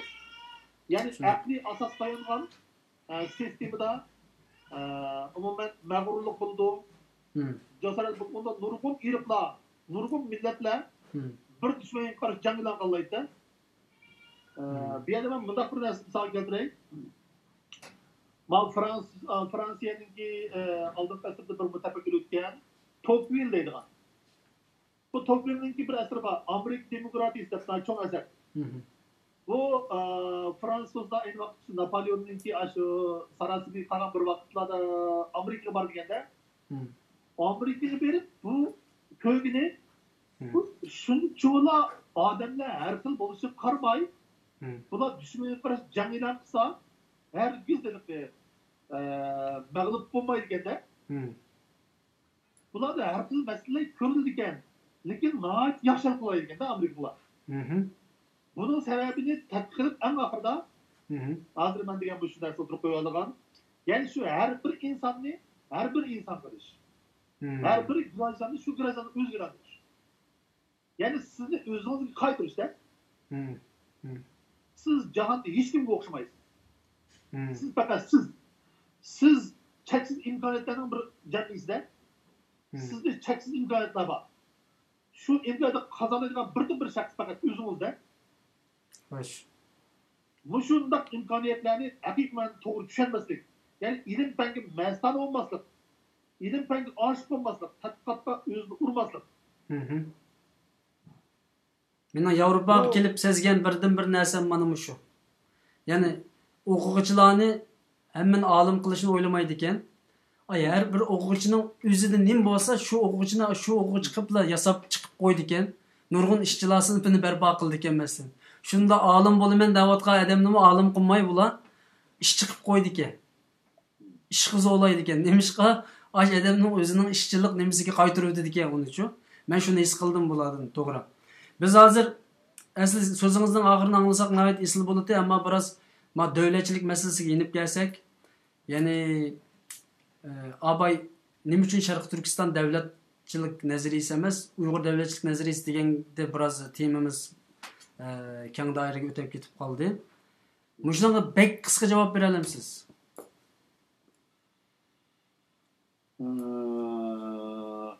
Biz barliq Türkiye milletler içinde mayli yezib kirgan vaqtimiz bo'lsin yoki muqim o'tirg'ashgan turmush davrimiz bo'lsin, boshqa barliq 34 Türkiye milletinin içinde en farqli shubhisizki Uyg'ur. Alisher Navoiy o'zi Hirat tug'ilgan bo'lsa-mu, otasi Xotan bilan munosabat bo'lgani uchun Xotanni o'zininki yurtida biletgan. Men demoqchi bo'lganim, biz ideya jihatda, madaniyat jihatda favqulodda bir millat. Biz Osiyoning markazida yashadik azaldan. Bundan keyinmi markazda yashaymiz. Shu markaziy nuqtada yashagan millat cho'qim o'zininki aslidagi energiyasini cho'qim qo'lga olish kerak. Bizning bir va eng oxirgi energiyamiz faqat va faqat davlatchiligimizga tayangan, o'z asos qilgan bizning metafizikimiz va bizning falsafamizdan iborat. Bu narsamizni biz qo'limizga olmay turib, bu haqiqatni tushunmay turib, buni reallikni tadbiq qilmay turib, bizningki kelgusimizningki unchalar parlaq ketishi notoyin. Ya'ni 30 necha Türk milletiga mansub bo'lgan bu qabilalar yoki bu sistemning oldida turimiz demoqchisiz yani. To'g'ri. Yani siz eng ustun bulardan. To'g'ri. Yani siz yani şüphesiz bir Uyg'ur milliyetchisi ekansizda undaqsiz a? To'g'ri. Uyg'ur millatchisi bo'lish kerak. Chunki Uyg'ur millatchisi bo'lmay turib Uyg'urning kimligini, nimaligini bilish mumkin emas. Uyg'urning har bir so'ziga, Uyg'urning har bir soyasiga, Uyg'ur fanlarining har bir tarmoqlariga mas'ul bo'lish, kirish Uyg'urlarga cho'qim bu natijasini ko'rsatish kerak. Bizning bu xizmatlarimiz intayin mushkul. Bundan keyin davomli cho'nqirlab ishlanish kerak. Yana deyman, bu sohada yuzlab, minglab Uyg'ur yoshlar chiqish kerak. Mana pat-pat bu yerdan aloqa keladi. Bu shu sohaga kirayotgan Uyg'urlar bor. Hozir shu sohada bir qism Uyg'urlar bilan aloqalashib, hozir meningki shu sohadagi yetakchiligimni qabul qilyapti, talab qilyapti. Men qo'limdan kelganini qilyapman. Mening maqsadim faqat har bir Uyg'urni shu sohaningki muhimligiga ishontirish va tushuntirish, buni avomga taqich orqali bizning davlatimizningki haqiqiy ma'nodagi falsafiy asosini, ideologiya manbasini va eng oxirida faqat Uyg'urni bas keladigan, Uyg'urni Uyg'ur qiladigan, har bir Uyg'urni ham Uyg'ur qiladigan eng g'oyaviy bizning davlatimizni reallikqa aylantirish. Bu meningki eng oxirgi maqsadim. Rahmat. Allah razı olsun. Qarindoshlar ancha-muncha savollarni so'rabdi. Bu yerda sizningki o'qigan ilmingiz g'arb, ya'ni asosan umumiy falsafa fanlari. Yani çünkü ba'zida ağrıldı ekan bu g'arb falsafasi masalan ve bu ba'zi davlatlar xosatan bunday ismlar bilan atilib qoldi ekan. Türk felsefesi, g'arb felsefesi yoki sharq felsefesi deb. Siz ham umumiy falsafa o'qibsiz bu yerda. Ve chiqargan xulosangiz Uyg'urchilik, ya'ni Uyg'ur davlat qurilish nazariyasi bo'libdi. Buning hamda hozir qanchalik bir jarayonga keldinglar bu Uyg'ur davlat qurilishininki nazariyasininki bir jarayoni bo'ldimi, ya'ni yezib bir puturilgan qismi bo'ldimi? Bunun da birinchidan Uyg'urlarning metafizikasi degan bir cho'ng bir programmani biz ishladik. Yani Uyg'urlarda Uyg'ur metafizikasi degan gapmi balkim bir yangi bir so'z. Ama bu falsafaninki birinchi qismi va asosiy qismi metafizika bo'lganligi uchun bir millatning metafizikasini yozish, o'tirib qo'yish, shu millatning metafizikasi, shu millat falsafasi asosiy qismi bo'lishi kerak. Shu ma'noda biz avval Uyg'urlarninki shu o'zini operatsiya qilgan, ya'ni Uyg'urlarning bir hisobda mavjudiyatchilik qarashi, ya'ni Uyg'urlar haqiqiy ma'nodagi mavjudiyatni nima deb qaraydi? Qanday bo'lgan vaqtda mavjudiyat holatida davomlashtirib bo'ldi va eng oxirida o'zininki siyosiy programmalarni ishga oshirishga mavjudiyat jihatdan asos yaratib bo'ldi degan masala. Ya'ni bizningki bu yerda buni qilish maqsadimiz Uyg'ur metafizikasini Uyg'ur siyosat falsafasi yoki Uyg'ur davlatchiligininki uni qilish. Manevi o'zi. Bu ruhiy manbani ko'rsatamdi Uyg'ur metafizikasi. Yani Uyg'ur kim? Qandaq bir millat? U nima o'ylaydi, nima yeydi? Buningki ruhiy quvvatini aniqlab olgandan keyin Uyg'urning nima o'ylaydiganligi, akşamı qandaq uxlaydiganligi, masalan, nimani tushib chiqadigan bir millat ekanligi belgilanib olgandan keyin endi buning yashash usuli va davlatchilik usuli ko'rsatib beriladi demoqchimi? To'g'ri. Hozir buning ma'lum bir, ya'ni bu tugidimi Uyg'ur metafizik qismi? Bunu tamamladık. Endi biz hozir qilayotgan yani bu yerda kichikkincha puchi bersangiz, Uyg'ur metafizikasida biz qandaq millatkanmiz? Uyg'ur metafizikida cho'nqurliq jihatda biz yani Greklarninki mushu jihat ko'z qarashiga cheksiz yiqilisha olgan va birlasha olgan cho'nqur bir millatkanmiz. Chunki mevcudiyet bilen hakikatni birleştirişini Hmm. haqiqiy ma'noda qarayotganda bularchi Hmm. Uyg'urlarning mavjudligi amaliyotda haqiqat bilan birlashgan mavjud ekanda Hmm. haqiqat bilan birlashmagan vaqtda aslida Uyg'urlar o'zini mavjud deb qaramaydi ekanda Hmm. ya'ni Uyg'urlarning ko'z qarashidagi chinlik yaxshilik go'zallikni barliq prinsipning gavdalik asos o'rniga qo'yishdagi maqsadi ya'ni bizning mangu ta'sirimizda bo'lsin va undan keyingi cho'ng yozma asarlarimizda bo'lsin bu xil izchillikning takror davomlashishi ve bugünkü İslamlaşışının özü bu şundaq bir xil manbani isbotlayapti. Umuman biz Uyg'urlar G'arbninki eng qadimgi falsafamiz deb qaralgan Greklarning shu xil qarashi bilan cheksiz yiqilish olgan shundaqla nisbiy originallığı bor. Bir falsafiy millat ekanligimizni ham bu yerda xulosasida o'tirib chiqardik. Ya Uyg'urlar aqlliq millatmikan? Elbette. Elbette. Her daim o'zi haqida o'ylaydigan, shundaqla kelgusi haqida o'ylaydigan, o'zining burungi va kelgusini o'ylab, bular haqida xulosa chiqaradigan bir millat ekan. Bu shundaq bo'lgani tufayli biz o'zimizni bizga ko'z tegibdi-da. Uni aniqroq aytsak Uyg'ur tili bir falsafiy til ekan. Uyg'ur millati bir xil falsafiy millat ekan. Shu ma'noda biz o'zimizning qaddimizni hali ham ulgurishimiz kerak. Qaddimizni ruslashgan. Uyg'urlar hissiyotchan millatmikan, muallim? Hissiyot albatta intayin muhim. Yoki bu metafizik qismiga kirmamdi, hissiyot. Bu etik qismiga tabi. Etik kısmı tabi. Bu etik meselesi, bu G'arbning etik kısmı çok mesele. Bu metafizik kısmı qaraganda ayrım meselesi o'tirib qo'ydi. Va bu Uyg'urning etik kısmı da umuman o'zininki manfaati bilan elning manfaatini birga o'rin qo'yish. Misol olgan bo'lsak, Alisher Navoiyga o'xshash odamiy irsa demak odamiy oninki yo'q xalq g'amidan g'ami dedi. Sen odam bo'lsa odam nima uni? Avamның xalq ammasının g'imini qilsan sen uni odam dedi. Alisher Navoiyning davatini yalnız o'zidan emas, bizning nurg'un undan burungi mutafakkirlarimiz, adiblarimiz degan, ya'ni atalar so'zlarida ham bor. Mahmud Qashqar Turk tillar divanida ham mushundaq mazmunlar muhtaç, mazmunlar to'lib turibdi.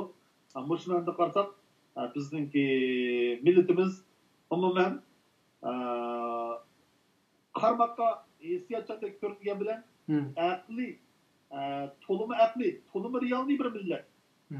Bizning bundaq hozirlik olib kelishimizda umuman yaqinqi zamonda Xitoyning bo'lgan bo'lsa, o'rta asrda Ipak yo'lining qaratishdan kelib chiqqan tushkunlik bo'libmi Appa Xo'ja va uningki varislarininki qilgan ma'naviy bosqichlikninki oxirgi natijasi.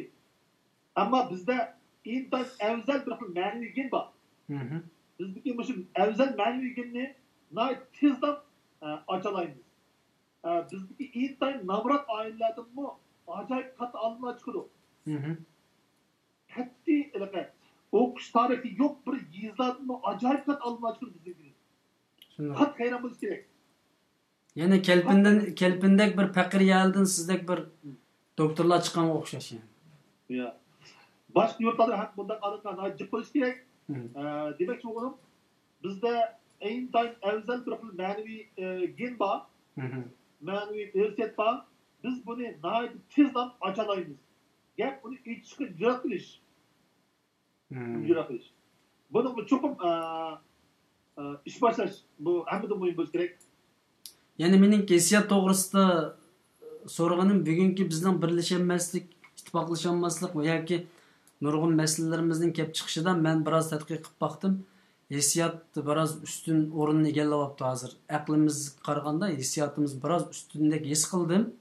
Shuning bilan hissiyot bizni boshqarib ketib, nurg'un ishlarda g'alaba qilolmayotganligimizni nim qilib, buning asli biz hissiyotchan millatmi deganga bir chikit qo'yib o'taylik deb buni so'rashim. Menimcha bu yo'q. Uni qarab hissiyotchan deb baho bersak, menimcha tuyuq bo'lib kirib qolishimiz mumkin. Ondan evvel şu insan şu mesleğe şu hukum zaten şu mesleğin neymi mesleğe oturup koyuştun başlayalgan buluş gerek. Yani akli kırpıl soğukkallık buluş gerek. Mesela birleşen degen bolsak biz zaten nemişki birleşen bulduk dep özü tana oturup oylay alışı, fikir alışı, yazışı, özara üşürüşüp fikir almastıra alışı gerek. Bu fakat birden bir çıkış yolu yok. Bu adamın hissiyatçılığı bilen menimce bir vasf münasebeti yok. Hissiyat insanın ki akıldan mı bakrak mı doğan kısmı. Bir adamın birisini misal keltirmen. David Hume'nin bir sözü var. Anglia'nın büyük filosofi, tecrübe filosofi. David Hume'nin sözü neydi? Hissiyat deydi. Ya akıl deydi. Akıl hissiyatın kul deydi şu. Akıl hissiyatın kul deydi. İnsanın ki insanlıkını ölçeydiğen neyse onun akliliğinin küre hissiyatıyla kulak sıkıldı o kişi. Abay sözünüzün cevabı hem çıktı. Hissiyat akıldan mühim degan bir gapni qildingiz. Uning javobi endi chiqdi. Dikkat, bir yerde G'arbninki çok kuruluk filozofları bilen Angliya Arun'un filozofları otursa izchil holda Türkçe'ye bular. Yani çok kuruluk filozofları bilen Aral'ın filozofları, yani Angliya, Britanya yaşadı. Bu Aral'lardaki filozofları ben izchil Türkçe oldu kelgende. Lekin siyasi jihatdan ma'lumot olib chiqqan vaqtda Fransuzlar bilan Germaniya masala chiqqan vaqtda Angliyaga qo'shgan. Angliyada masala chiqqan vaqtda Fransiya bilan Germaniya qo'shgan. Yani bular o'z ideya jihatdan qarama-qarshilik ko'rindi, lekin o'zaro bir-birini shunchalik qadrlaganda, qadrli dushmanim deganga aytdim. Hurmat dushmanim degan. Chunki sen hissiyatni muhim deb qarayolganliging uchun men sening mushu fikringga asoslanib turib aqlning muhimligini dansayotyapman dedi. Biz abay Uyg'urlarni aqlliq millat dedingiz. Ya'ni sizningki Uyg'ur metafizikasida tadqiq qilib chiqargan yakuninglar shu bo'libdi. Hissiyat qaragan vaqtida yana tegidan o'ylanib bizda bir esil bir gen bor dedingiz. Jasorat bizda bormi? Elbette biz cesaret var. Çünkü akıl bayada, akli prensip işiniz bayada, onun neticesi olan işenç bayada cesaret oturup çıkıyor o. Benim çoğunda şu mesleğe hakikaten yüzletmezlik bizdeki işençsizlikten ki menbes oluşu mümkün.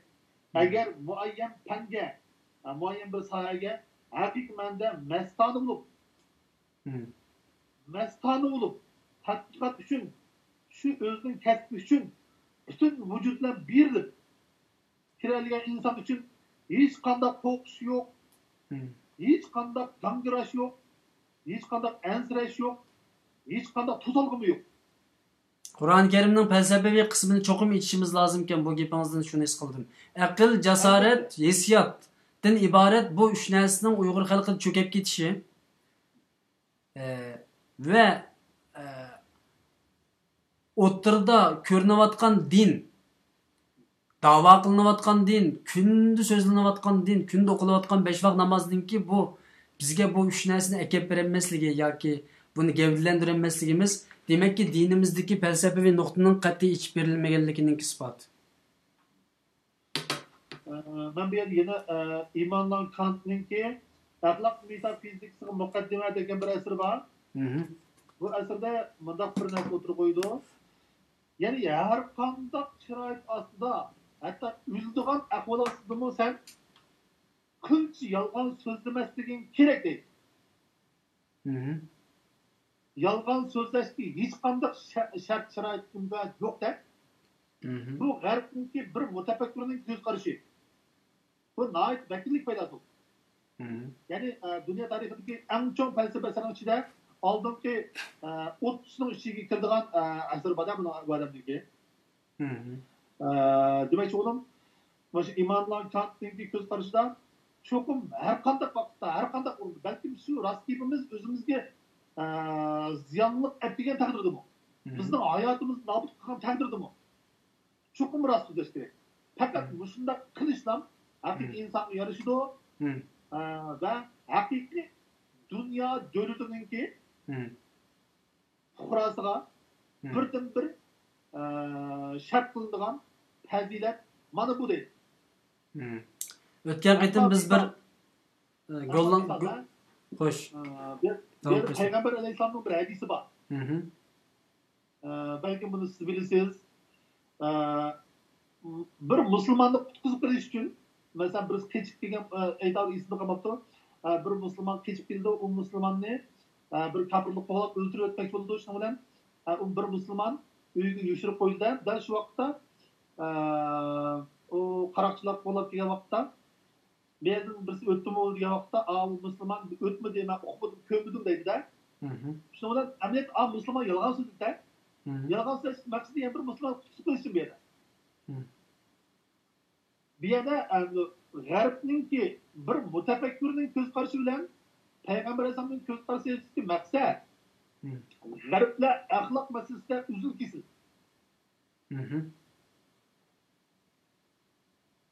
Ölsəkmi şu aqli asosda ölümüz deydi. Dünyanın bir davlat deb qaragan vaqtida siz hozir bu Xitoyni tanqidlash bu albatta Paris bu muqarrar bir shart bu inson uchun to'liq oddiy bir qilish tegishli bo'lgan bir ish. Lekin biz islom dinining bu kadar keng bir din ekanligini o'ylashga ham imkon berdi. Ham oxirida kengchilik qilgan dinning keltirib chiqqan jamiyati bilan texnik kaskin prinsip bekitgan g'arb jamiyatininki natijasi bo'lgan Biraysalloh jamiyatining xulosasiga qaraydi. G'arb chiqadi kishilik huquq, demokratiya, erkinlikning manbasi butunlay aqliy asos. Qilchim yolg'on so'zlamaslikda. Yolg'on so'zlash qilch shart yo'q-da. O'tganda bir gollandiyalik sutchining qishig'i urib sut oldik. Do'stimiz chaqchaq qildi, sutga suv qo'shdingmi deb. O gollandiyalik men sutga suv qo'shadigan musulmon bo'lmasam deb javob berdi. Qara. Ya'ni bugun atigan bir yerda bir taxtini chiqardim. O taxtida masjidning jamiyasininki zalining ostida bilyard var. Bu yerga 16 yoshdan to'g'an bolalarninki o'ynashiga bo'lmaydi. Bo'lmasa jazo qo'yildi deb yozib qo'yapti. Ya'ni g'arbninki nimasida emas. Bu ham davlatning ichida qonun hisobda. 16 yosh to'g'an bolalar bilyard o'ynashga bo'lmaydi. 18 yoshdan to'g'an bolalar tamak sotishga bo'lmaydi. Masalan, Gollandiyada shunday. 25 yoshdan to'g'an bolalarning aroq pivo sotilish huquqi yo'q. Cho'qim kimligini ko'rsatib. Demak, g'arbninki sistemda axloqni aql bilan sistemlashtirgan, qonunlashtirgan yoki. Axloq tam aql. Ya'ni axloq bilan aqlni o'tirsaga German filosoflar umuman tanglik belgisi qo'ydi. Axloq demak aql demak, aql demak axloq demak. Buni axloqiy prinsip degan vaqtda aqliy prinsip. Musulmonlar dunyosini bir yerga qo'ysak, dinning o'zi bu masalani ichib berdimi sizningcha? Axloq tang aql degan gapmi? Balkim Qur'onning ruhi shu bo'lishi kerak. Hadisning ruhi shu bo'lishi kerak. Biroq buni tushunishga olim kerak. Balkim ming olim kerak. Shaxsan men bugungacha Uyg'ur olimlarining ichida bu shaklda tafakkur elib boradigan, ya'ni chillik, shubhasizlik, sheksizlik, aqlni birinchi o'rin qo'yadigan. Albatta Qur'onda aqlni nihayat jiklaydi. Aql Allohninki insonlarga bergan eng cho'ng mukofot endi. Buning oldiga o'tadigan bir mukofot mumkin emas, yo'q. Hatto aql Allohdan keladigan bir ba'zi olimlarning ko'rishida Allohning o'zidan keladigan bir quvvat, ya'ni kuch. Hatto Allohning o'zini aqlga bayin qildiganlarmi bor masalan. Ammo nima uchun aqldan ayrilib ketdik? Masala bu. Bu tashqi kuchmi? Biraz xaslashtirsak so'zlarimizni ya Xitoy aqlimizni arib etdimi? Xitoy bizning jasoratimizni yo'q qildimi? Xitoy bizning axloqimizni yo'q qildimi? Nima uchun bu savolni so'raysiz desangiz, buningdan keyin Uyg'ur davlatiningki qurilish tarafga o'tib ketaman, ya'ni avval kesilimizni tepib olaylik, undan keyin davolash qarab yuzlanaylik demoqchiman. Buning birinchi omil nima? Uyg'urlardagi jasoratsizlik, qo'rqinchoqlik, dinsizlik, ya'ni din bor amaliyotda abstrakt shaklda to'nayapmiz, ammo yana qarasangiz uning ichida nurg'un jinoyatlar yotgan. Ixlos yo'q, taqvosizlik, nurg'un jinoyatlar, shubha, e'tiqodga o'zi shubha qildigan masalan. Undan keyin nurg'un masala bordi, har taraflama. Buningki asosliq manbai yoki omil nima? Uyg'ur markazli şeylar hozir. Uyg'urlarda boshqa millatlarga o'xshashlar masalalar bo'lishi kerak. Ya'ni hozir Yapon tarafida 14 yil atrof bo'lib qoldi. Yaponga kelib yashasangiz, yaponliklarning ichidagi masalalarning ko'pligiga qarab hayron qolasiz. Ya'ni Uyg'urlarda masalani 10% desangiz, yaponliklarda 10% bor deyishga aqliq man. Tang bor. Gap mushu masalaning zodi nima ekanligini avval o'zidan boshlab o'ylanib, buning chiqish yo'lini tepishga izdinish ruhiy mavqati bor ekanda, yaponlikda bor ekan. Bizda bu narsa, ya'ni ilmiy shaklda, ya'ni qo'li qalam elib turib, shu masalaning ichiga kirishga intilish, ya'ni ilmiy fikr qilish ruhi, ya'ni ilmning haqiqiy ma'noda o'zi bilan birlashishini, ishga oshirishni ko'zlash, bu bizda bak ojizda qiladi navbatda. Ammo sallab ozroq boshlagan oldiri kirib ketadi. Umuman vaqtimizda masala aql shaklida o'tirib chiqadi, bu biroq buningki sababini biz umuman millatninki umumiylik madaniyat savosining tuvanligi degandek nuqtalardan emas. Balki har bir shaxs mutlaq holda o'zining zoti nima uchun mushundoq ekanligini, nerdan kelganligini, qanday bo'layotganligini, qanday bo'lishi kerakligi haqidagi o'zining ayrim bir ideyasini o'tirg'i chiqarish va buni yanadagi birisi bilan yoki atrofdagilar bilan o'zaro fikr almashtirib, o'rtaq bir jamoat fikriga aylantirishda urinmaslik, bu bizdagi masalaning manbasi bo'lishi mumkin. G'arbliklar umuman bir masalani cho'qim tutdi deganda, tutib buni ichiga kirdi degan. Kirib, u haqiqiy tadqiqotning natijasida yana birisiga uni yo'llaydi ekan, uni qarshi bir narsa o'tirib qo'yganda, shuning bilan barliq odamlar shu masalaga nihoyat astoydil qaraydigan bo'ldi ekan. Albatta. Intayin astoydil ekan. Yolg'on so'zlamaslikka astoydil qarash. Davlat tuzilmasiga astoydil qarash. Kishilik munosabatga astoydil qarash. Har bir narsaga astoydil qarayotganda, bu yerda ko'zdan saqlanadigan hatto bir tal kichik baliqlar yo'q degidek.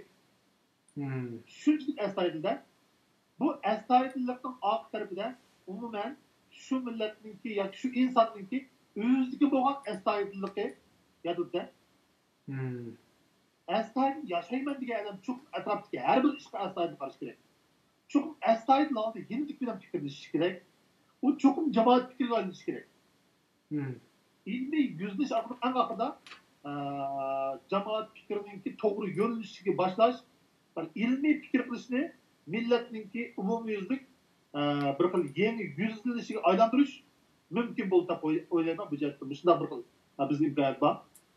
Uyg'urlar buni boshlay olamiz sizingcha? Masalan, biz ishkiron orqali bir narsani boshlatdim men. Ya'ni olimlarni hozir biroz aldirash qilib uni yaxshi qilolmayapmiz-da, olimlarni, masalan, tabiiy fan olim bo'lsin, ijtimoiy fan olim bo'lsin, ishkironga kelib siz deyotgan mana shu tadqiqot, ya'ni ma'lum bir narsaning natijasini chiqarish uchun hammaylar uning markazlash masalasini hozir asosan siyosiy tarafiga taqilib qolyapti. Siyosiyning gibini qilyapmiz. Chunki mesele ig'irlashib ketganligi uchun Sharq Turkistonda. Mushundaq bir ishni boshlasak, vositani nima deb qaraysiz siz? Masalan, hozirgidek olimlar bir yerga kelsa, biz Uyg'ur xalqining kesilini tepib chiqsak va uni davolash uchun mangsak. Menimcha hammalar o'ylanayotgan, lekin texnik qilishga hech kim jur'atlanmagan ish bo'lishi kerak. Lekin siz buni qilaysiz. Har sohadagi Uyg'ur mutaxassislar bilan aloqalashib, bir masalani o'tirib qo'yib, 10 farqli 10 xil mutaxassisning ko'z qarashini elib, bu orqali shu masalaning zori nima ekanligini anglag'uvchilarga, ko'rolmanlarga bir qator fursat deb ato qilish kerak-da. Ya'ni bir masalaga fizik nuqtadan qarab boqaylik. Einsteinning bir gapi bor, fizika bir xil metafizikadan iborat deydi. Ben öyle tabii ben alim bolsun bunu, ictimai ben alim bolsun bunu. İşte bir kesinin hakik bir ehli bolsa, çok oturup kalan meselenin mahiyetini düşündürüşke tırışıdı. Meylu kayıs kesme ehli bolsa katılacak. Biz bu arkalık bir nesil kıldığımızda, yani her kandak adam fakat yüzünün közülerle söylediğinde bir nesil çok. Bizden maksidimiz, bizden közümüz ne ibaret? Mening ko'zim bilan bizning ko'zimiz ikki narsa. Mening ko'zim men yashashi mumkin, lekin bizning ko'zimiz Uyg'urning davlatni qurishdadir. Mishada bir gapni xususan siz hozirgi dunyodagi Uyg'ur olimlaridan, tadqiqotchilardan, ziyolilardan qaysi masalaga adam chaqirishni o'ylaysiz masalan? Ya'ni markazlashish nuqtasidan qaraganda biz avval qaysi qadamni bosishimiz kerak? Chunki men buning vositog'im bor ekranimiz orqali. Ya'ni buningga bir qadam tashlab qolsak, nereden başlashimiz kerak Uyg'urlar? Men ismini atsam bo'ladimi? Atsanızmı bo'ladi agar. Men biladigan, men ishonadigan agar bir haqiqiy bir Uyg'ur olimi, Uyg'ur allamasi, Uyg'ur fazla badi to'g'ri kelsa, siz bildigan bizning muhim ustozimiz Erkin Sidiq efendimning ko'z qarashini shu sohadagi ko'z qarashningki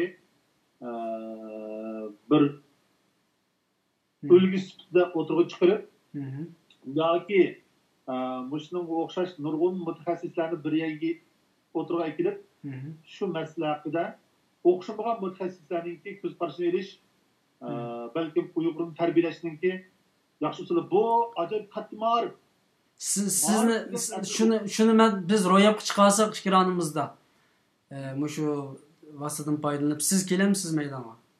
Albatta, men har qachon, har zaman. Sizningcha qaysi masalani birinchi o'tirib qo'ysak yaxshi bo'ldi? Uyg'urning kesilining birinchi kesilini tepishimiz kerak, chunki bu falsafiy tarafdan to'g'ri qarab chiqsak masalan, qaysi masala bor bizda? Birinchi bo'lib deyishadigan ishimiz nima bizning? Menimcha o'g'anda navbatdagi shu vatandagi Uyg'urlar bilan bo'lgan, vatandagi bizning ota-onalarimizdan bo'lgan, qarindishimizdan bo'lgan munosabatninki butunlay uzilib ketishiningki sababi zodi nima? Buni qanday qilganda haqiqiy ma'noda hal qilib bo'ladi degan masalani muzokara qilsak, buni o'qishmagan fan olimlari, o'qishmagan fan o'qituvchilar fikr qilib baqsa, bu yerda bir xulosa chiqadi. Şu xulasida agar meni boshqa bir yerga berish to'g'ri keltirib qolsa, men u yerga bormayman. Yani bu meselenin siyasi tarafi, ilmiy nuqtasidan siz qaysi bir narsani tortishni xohlaysiz? Mesela men bundaq bir narsa kallamga keldi. O vaqt siz javobingizni qilib tursangiz. Bugun mavjud ma'rif bor chet elda-chu. Mesela İstanbul'da hazır minglarca kichik balamiz o'qiyotidi. O'quvchimiz o'qiyotidi. Yaponiyada o'qiyotidi, boshqa yerlarda o'qiyotidi. Ammo tutsangiz bir nishon aniq ifodalanib berilmayotdi. Amdilatin Sharq Turkiston degan ismni o'rgatishga erishyapmiz. Mana shu ma'rifga nisbatan bir tutqu xarakterlik bir temani o'tirib olib chiqsak, masalan, Abay dedik, dinninki islom dinining falsafiy nuqtasi ichib berilmayotidi yoki haqiqiy chinlik tarafiga kirilmayotidi, dogma holati o'rgatilyotidi degan vaqtimizda bir qarindishimiz inkos yozibdi. Bizning Istanbulda bo'lsin mayli bolalarimizni dinda o'qityapmiz, ammo fanda o'qitmayapmiz degandek dogmaroq gapiribdi. Amaliyotda dinmi intayin dogma shaklida o'rgatilayotganligi ma'lum. Ya'ni Qur'on yodlatilayotganligi, hadis yodlatilayotganligi, ammo Qur'on yodlatilayotgan o'quvchining Qur'onning qanday kitob ekanligi tushuntiriladi haftada 1 soat yoki 2 soat. Ya'ni markaz tashlanib, ya'ni chinlik. Ammo shaklga vaqt jiq berilyotdi. Kunlarcha Qur'on yodlaymiz, ammo uningki ma'nosi faqat yarım soat yoki 10 minut masalan. Mana shunday bir masalani nima qilsak, bu jihatda chet eldagi mavjud masalalar to'g'risida qanday bir temani o'tirib olib chiqay deysiz? Olib chiqsangiz yaxshi bo'ldi. Abi degandek şu real meselesinden yana birisi Uyg'urlarningki navbatdagi ma'rif masalasi. Yani biz zaten bundan keyin avlodlarimizni qanday shaklda tarbiyalasak eng yaxshi bo'ladi. Yani bu şunday chechran holatda yashash, tarqoq yashashda, mesela Yaponiyada Uyg'urlarning ahvolini o'xshashda tarqoq. Hamma Uyg'urlar bir yaklaşığa iş yok. Men turgan joydami Uyg'urlar uncha ko'p emas. Boshqa o'rtada mana bo'lish kerak. Umuman endi o'zimizning shu navbatdagi realligimizda tatbiqlash mumkin bo'lgan bir usulni cho'qim tepib chiqish kerak deb o'yladim. Yani bizning o'zimizning ona tilimizda qanday tarbiyalab biz bolalarimizni ana til tarbiyasi bilan tarbiyalash qanday bo'lishi kerak? Ondan başka asas fanlar haqidagi bizningki o'rganishimiz Uyg'ur tilida qanday elib berilishi kerak? Masalan, hozir Yapon olgan bo'lsak, boshlang'ich tilga o'tira, hatto olimiy tekshirgan nurg'un mazmunlar bu Yapon tilidagi to'rbatlarda haqsiz ekran shaklida taqdirlanadi. Bekorga siz o'qiy olasiz. Siz murakkab bo'lgan fiziklik, kimiyalik masalalar hammasini aqtirsangiz javobini umuman topa olasizda. Agar shuni rostlik qiziqsangiz deb. Biz o'xshashlar Uyg'ur tilimiz bilan bo'lmuş bor bo'lgan imkoniyat shu internetdan foydalanib turib Uyg'urlarningki ona til o'qitishi. Bo'libmi Uyg'ur fanlarining har qaysi sohalari bo'yicha masalan Uyg'ur adabiyot bo'yicha maxsus dars, Uyg'ur tarix bo'yicha maxsus dars, Uyg'ur folklor bo'yicha maxsus dars. Shundaqla Uyg'ur fanlarining har qaysi tavalliklari bo'yicha, turlari bo'yicha fanlarni qanday qilib Uyg'urlarni umumlashtirib bo'ladi? Ya'ni vatanga qaytalmagan sharoit ostida chet eldagi Uyg'urlar va o'z farzandlarini qanday qilgan vaqtda shu yaxshi bo'lgan ona til ma'rifini qabul qilishga qilib degan masala haqida muzokara qilishmi ham balkim bu texnik real texnik hal qilish bir masala bo'lishi kerak. Bununla saviyaning yuqori tuvanligi unchalik munosabatli emas. Chunki hammamizning ko'rgan, anglagan, bilganlarimiz bor. Bu nazariya jihatdan va falsafa jihatdan ko'rish ham mumkin. Bu oxirida kontekstda ijro sifatida mutaxassislarimizga shu kasbningki darslarini havola qilsakmi ham bu qanchalik qilinadi u ayrim masala. Bizda Uyg'ur adabiyotini yaxshi biladigan, fizikani yaxshi biladigan, kimiyani yaxshi biladigan, matematikani yaxshi biladigan bizda Uyg'ur olimlari nayt jip. Lekin uni biz avomning bilimiga aylantiramiz-da. Yani bir butun Uyg'urning bilimiga aylanishi kerak bu narsa. Masalan, men biladigan narsa cho'qim Uyg'urning bilimiga aylanishi kerak. Ilim bilimiga aylanishi. Mushunda axborot o'rnidek cho'ng. Nurg'un muhitni ta'sirida endi ba'zida ishga oshmaslik ehtimollarimi bor, lekin shunda konkret odatlar, konkret shaxslarni mas'ul qilsak, cho'qim bu natija chiqadi. Inshaalloh. Rahmat, vaqtimiz birga kelyotidi. Sizlarning Uyg'ur davlatchilik nazariyasi tadqiqotida birincisi Uyg'ur metafizik kısmı tuttu. Bu Uyg'urcha izlayaptamdı yoki Yaponcha? Ben onu umumen Japonca yazdım. Japonca yazıvatı hem Uygurca ben yazıvatımam bu ne? Japonca çıkarganda Uygurca tekimi çoğun. Acım biraz çok. Bunu ben muvaffak fırsatta Uygurların okurmanları bunu sunumen elbette. Qanchalik vaqt ketadi shunga? Bunu kitap neşr kılış elbette bu bizim bir nişanımız. Yani belki bunu bu umumen 3 kısımlık bir çok bir eser buldu. Belki aldığımızdaki bir yılın içinde çokum bununki neticesini çıkamazsak bulmaydı. Çünkü bizim şu halkımızga iniq bir meyve bir netice tegish kerak. Bu yalnız gap emas. Emgekten ibaret. Albatta mening ko'nglimda bu narsa izchil bor. Bu so'z uchib ketadigan gapkan. Ammo yozgan asar, nashr qilingan kitap bu abadiy qoldigan narsa ekan. Shunlashqa biz barliq Uyg'ur qarindoshlarimizga o'zininki bilimini yuqori tuvan deb qaramay, cho'ng kishi deb ayirmay, muayyan bir shaklda, kitap shaklida bir nashr qilsa, buningki foydasini hammamiz olib ekanmiz. Bak qaltis Uyg'urlar shu haqda chiqishlarni qildi. Shularninki xizmat bilan chet elda ko'plagan Uyg'urlar Uyg'urcha kitoblarni o'qib yashayotdi. Biz bundaki ham shu yo'lda mang'usak bo'lmaydi. Yaponliklar bu haqda ko'p ilgilab ketdi.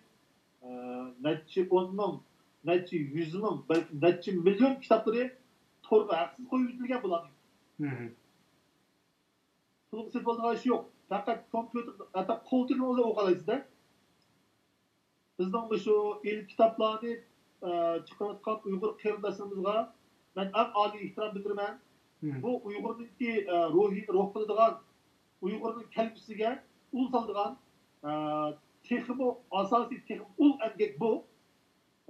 Biz cho'qim shu asosiy nashriyat ishlarini markaziy o'rin qo'yishimiz kerak. Axborot ishlarini ham yana bir qo'l cho'p ishlashimiz kerak. Faqat shunday qilgan vaqtda oxirida natijasini ko'rishimiz mumkin. Biz qiladigan ishning soni bek ko'p. Hammamiz o'zimiz qiladigan ishni cho'qim o'zimiz voyaga qilmasak bo'lmaydi. Bu deyishlarda zaruriyat yo'q. Allah razı olsun.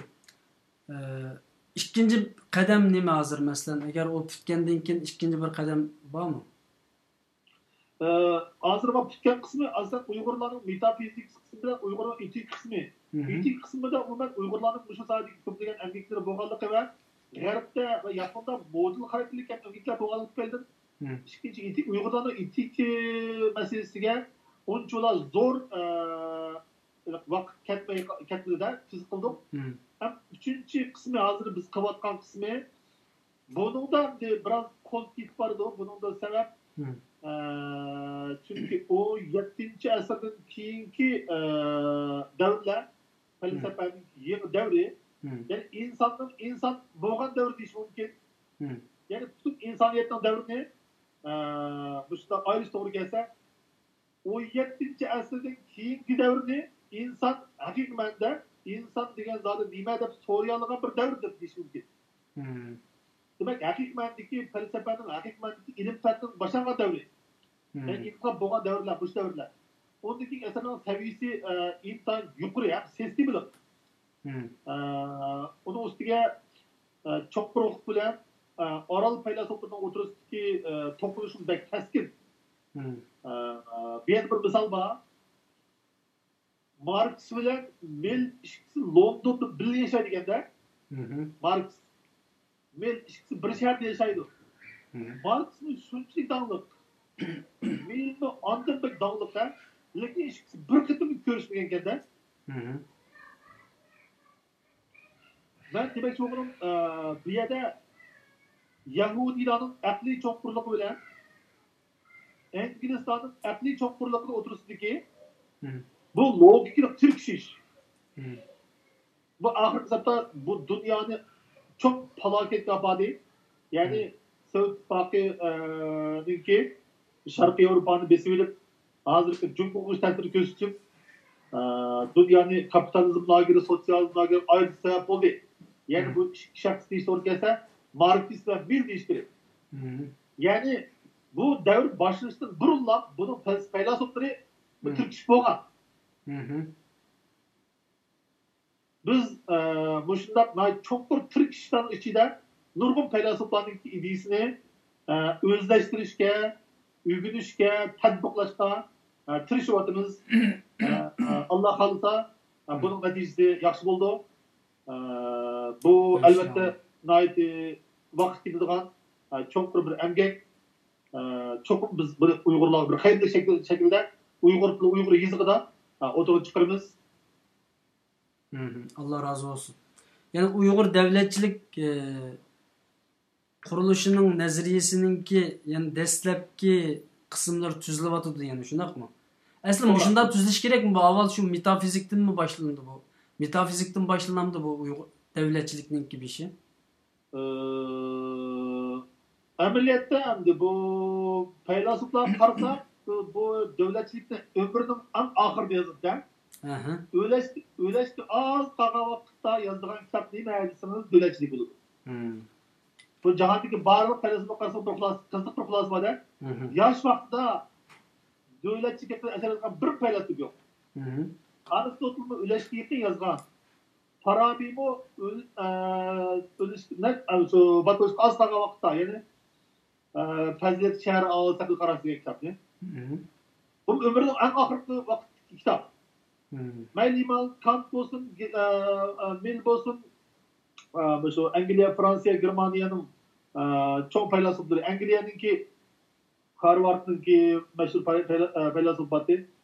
Tükeklet rahmetlik Lawluz, yapıcı Roruz deydi. Justice de böyle adalet hakkıda degan kitapni yozgan. Endi adolat haqidagi keskin basmalar sabab bo'lgan. Hozir men bu adolatning nimaligi haqidagi masala bu sohada bir cho'ng bir masala bo'layotdi. Albatta bizniki bu haqda Yusuf Qasasovniki aniq sistemli adolat qarashi bor. Gap endi shundoq bo'ldi. Undan qarag'animiz endi biz o'zimizniki davlatchilik ideyamizni muşukur şekilde yani G'arb ve Şarq Uygur bularning kesish noktasini turib o'zimizga xos bo'lgan nazariya sistemimizni bugungi realliklar emas, balki kelgusini ko'rsatib o'tirib o'tirib chiqaramiz.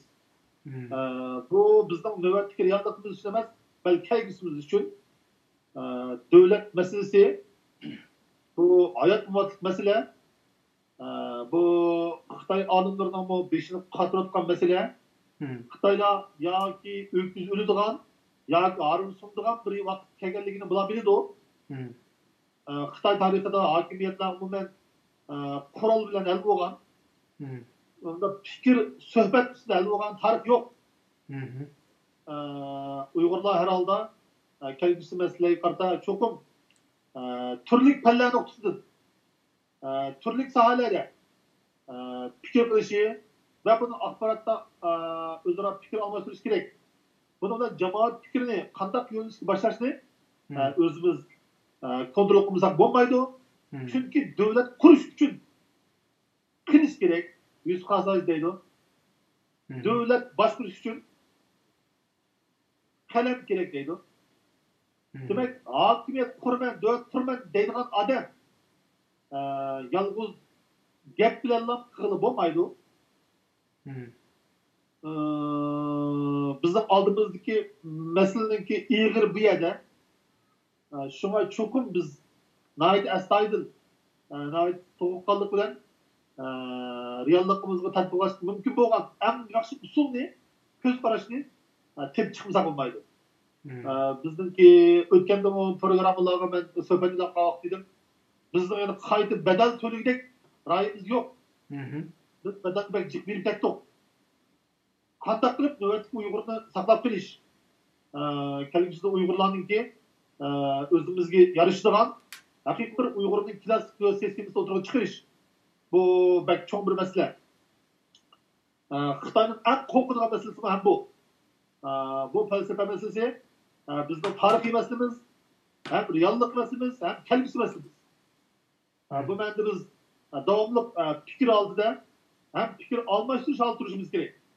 Herkes bu katmal fikirlerinin dövüşüge ayrılıp kılıp muayyen kişilerinki az duruşlarına erişki menimce bulmaydı.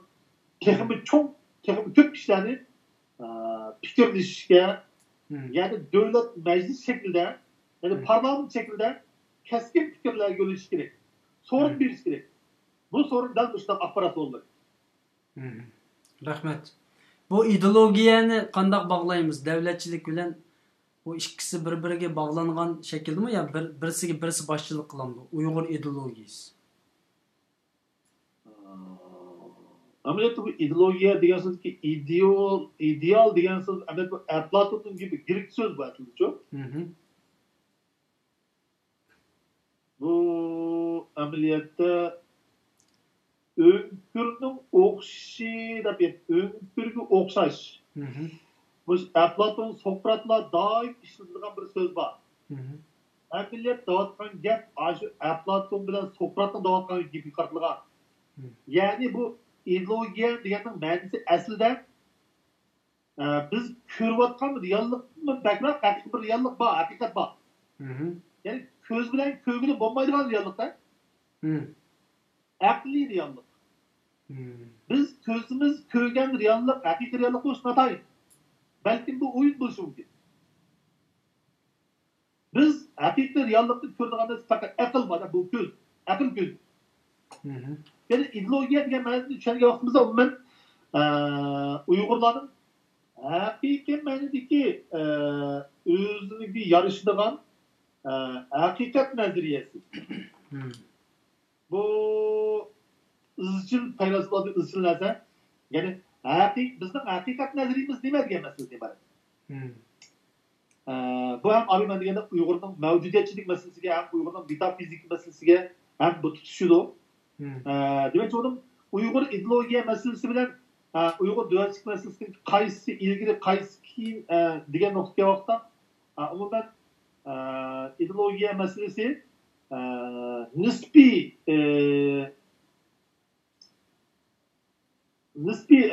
Uygur tarixida birlik kelgan yani haqiqatga bo'lgan ko'z qarashimiz umuman turaqlashgan bo'ldi. Shu narsa ustiga davlatchilik qurilishi kerak. Yanglishmasiz Uygur'un metafizikisinin bir kısmı yakınmışsa, asas kısmında parsa, o çağda Uygur devletçiliğinin ki oğul ve asas buluşu gerekten. Uygur devletçiliği şu dersin üstün kuruluşu gerek. Ama bu dersini aynen şüphe tukumulukta bulan diye vakitte buna dair. Biz çokum ötmüşün emez, ağzını emez, hem kelbüsünü hem nazar gelip özümüzdeki devletçilikimizni oylamasak, yazmasak, fikir kılmasak bo'lmaydi. Çünkü biz yaşayan bu tarih yani 100 yıldan keyin biz yok bir tarihte bu. 100 yıldan keyin biz yoktuk bu yerde. 100 yıldan keyin hem siz bilen biz bu yerde yok. Biz kelbisini hem göz oturup yani kelbisini mi asallıkça tesirge uçurmaydigan, texmi aqliy asos to'yingan, texmi haqiqat o'z yiltizini topalagan, hem Uyg'urlikni topalagan, Uyg'urlik kamolini his qiladigan bir xil shaklda o'tirib chiqish kerak. Bu albatta Uyg'urning ideologiyasidan Uyg'ur davlatchiligininki intayin zich bir xil garmonik shakldagi birleşişidir oturup çıkıyor.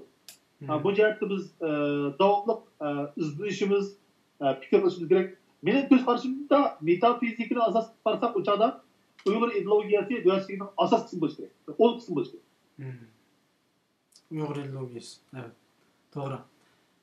Çünkü biz bir qancha qıtımlıq söhbətlərimizdə bu ideologiyadagi boşluqlarımızın töven boğanlıq tüpeyli milletinin gangraş ekanligi, meyli normal dogma, müstakillik veya ki otonomiya veya ki inson haqlari, demokratiya, din, islom dini degandek masalalardami millat dahi shubhasiz bir fikri ideologiyaga yoki ideyaga sahip emas, shu hozir ega emas. Ega bo'lmagandan keyin ham hozirgacha o'tganda bir qarindishimiz suhbati dedi, Uyg'ur ideologiyasi tuzib chiqilmadi. Yani bundan keyingi kelgusiga deyilayotgan so'z bu. Burun tuzilgan bo'lsin, burun deyilgan bo'lsin, ama bundan keyin bo'libmi bu hozir Xitoy tajovuz ostidagi Uyg'ur xalqininki aniq bir ideologiyasi yo'q deb bu ideologiya tuzish masalasini jiq tilga qilyapmiz. Buni ba'zi tashkilotlar yoki ba'zi rahbarlar biz buni yaqin zamanda balkim 1 yildan 3 yilgacha Uyg'ur ideologiyasini yezib chiqishimiz kerak, tuzib chiqishimiz kerak degan planlarni o'tirib qo'ydi. So'ng bu ikkisini bog'lagan vaqtimizda naiti bo'shliqlar to'ldirildi. Masalan, sizlar Uyg'ur davlatchilik nazariyasini to'liq tutkizib yezib chiqa olsanglar, yana bir tashkilot va yoki ustoz olimlar bir kelib Uyg'ur ideologiyasini yezib chiqa olsa, biri manba shaklidagi bir material Uyg'urlikning nimaligi tutib chiqadi, yana birisi kelgusi nishonimiz, maqsadimiz, ideologiyamiz tuzib chiqilsa, o vaqtida bir narsani yiltizni ulni hazırlagan bo'lamiz. Ulni hazırlab olgandan keyin hozirda gangrashchida bo'lmaymiz. Chunki hozir biz yo'qmiz. Yo'q. Uyg'ur xalqini men yo'q deb hisoblayman. Chunki tutquchimiz yo'q. Bir insonni tutanmaysiz. Bu odam ziyolimi, olimmi, dindarmi? Kim? Bu odam kim? Uningki qilayotgan xizmati qarasangiz ashtaq shakli ko'rinadi. Ammo tutsangiz u narsa chiqmaydi. Yoki tutsangiz u narsa chiqadi, shakli ko'rinmaydi. Yani nurg'un olimlarimiz var, o'zi yo'q maydonda. Ammo qarasangiz ilm qo'saqda to'shaq. Maydonda yo'q. Tutanmaysiz, ammo mavjud. Tuta olaysiz, mavjud narsalarni, ammo ichi qarasangiz u narsaning o'li yo'q, mavjudligi yo'q. Masalan, nurg'un insonlar o'tirg'i chiqib olgan, bir narsalarni deydi, bir narsalarni ko'rsatadi, ammo chin tutaman desangiz, uning ichidan manba shubhasiz bir haqiqat chiqmaydi. Undan keyin hissiyot dedik abay. Uyg'urlar hissiyotchan millat deb bilaman shaxsan. Ammo hissiyot aqlni boshqarolligidek falsafiy nuqtadan aqlning ustiga chiqib podshoh bo'la oladigan hissiyotmi bizni shubhali hissiyotga aylanib qolgan. Ya'ni kuchli bir hissiyot yo'q bizda. Yani tuturuqsiz, shamoldek bir narsa. Masalan, haqiqiy hissiyot yo'q. Aql dedik. Aqldimi bir aqlli bir Uyg'ur odamini tutaydisangiz tutanmaysiz. Tutmaydisangiz abaysiz dediniz Uyg'urlar aqlli millat deb. Unda qo'z qini. Uyg'urlar aqlli millat. Unda qo'z qini. Kim? Nada? Masalan, biz bir yo'qlikning ichiga tushib ketyapmiz, zang'a tushib ketyapmiz. Buni tepishimiz uchun, o'zlikni tepishimiz uchun Uyg'ur davlatchiligidan tortib Uyg'ur ideologiyasi buni ichib beradi va bizga kimligimizning mavjudligini ko'rsatib beradi. Chunki biz mavjud emas hozir. Chunki biz gangrab qoldik. Yani abstrakt nuqtadan, obyektiv nuqtadan hissaqmi, masalan, bir Uyg'ur bugungi kunda men Xitoyning zulmidan qanday qutulaman degan savolga o shaxs o'zi ya javob berolmaydi, yoki bir olim chiqib javob berolmaydi, yoki bir tashkilot javob berolmaydi, yoki bir ideologiya yo'q zodi o'tida, manda qilsa qutulsa deydigan, yoki bir davlatchilikninki, ya'ni Uyg'ur davlatchiligining, ya'ni Uyg'ur mallikininki asosi taq amdi izlab tutdi sizning qo'lingizdan yoki sizga tava tadqiqotchilar tarafidan. Buning nima deysiz? Ya'ni buning asosi siz tadqiq qilayotgan tarafdan chiqamdi yoki boshqa bir umidmi bormi, boshqa bir yo'ldan izlanamdi? Yoki Allohning bizga bir yordam evatishini kutib turamdik yani. So'zim tushunishlik bo'ldimi bilmadim endi. Men shunchalik deya oldim yani. Ya, nayt yaxshi tushundingiz. Endi bizningki bu holimizga javob tepish uchun Germanlar qanday qilgan deb buni men o'ylab o'tadim. Bir millatningki ideologiyasining markazida turadigan narsa birinchidan shu millatning eng munavvar shoirlari. va uning asarlari birinchi va abadiy turadiganlar. Ikkinchi, shu millatning haqiqiy mutafakkirlari va uning asarlari. Üçüncüsü, aldığın ikki narsaga tayangan Uyg'ur shu millatninki davlat qurg'uvchilari. Siyosiy yo'llar. Desak bo'ladimi? Davlat Germancha olgan vaqtda Uyg'urcha ma'nosida davlat qurg'uvchi deb olgan. Ya'ni ideologiyaninki asosiy qismlari 3 qism bor deyish to'g'ri kelsa, cho'qim 3 narsa bor. Birinchi yildizi shu millatninki eng munavvar shoirlarninki, masalan, men o'ylaydigan vaqtda cho'qim birinchidan Mamtili Tavfiq Efendining she'rlari, Abduxoliq Uyg'urning she'rlari va ham Abdurahim O'tkir Efendining she'rlarini agar biz Uyg'ur tarixidagi 3 munavvar shoirning shu asarning ichidagi ya'ni Uyg'urning ruhini, ya'ni Uyg'urni Uyg'ur qiladigan, Uyg'urning kimligini va nimaligini haqiqiy ko'z beradigan nokta bu yerde qarsak biz evvel şu 3 şairninki eserinin içindeki felsefi katlamlarını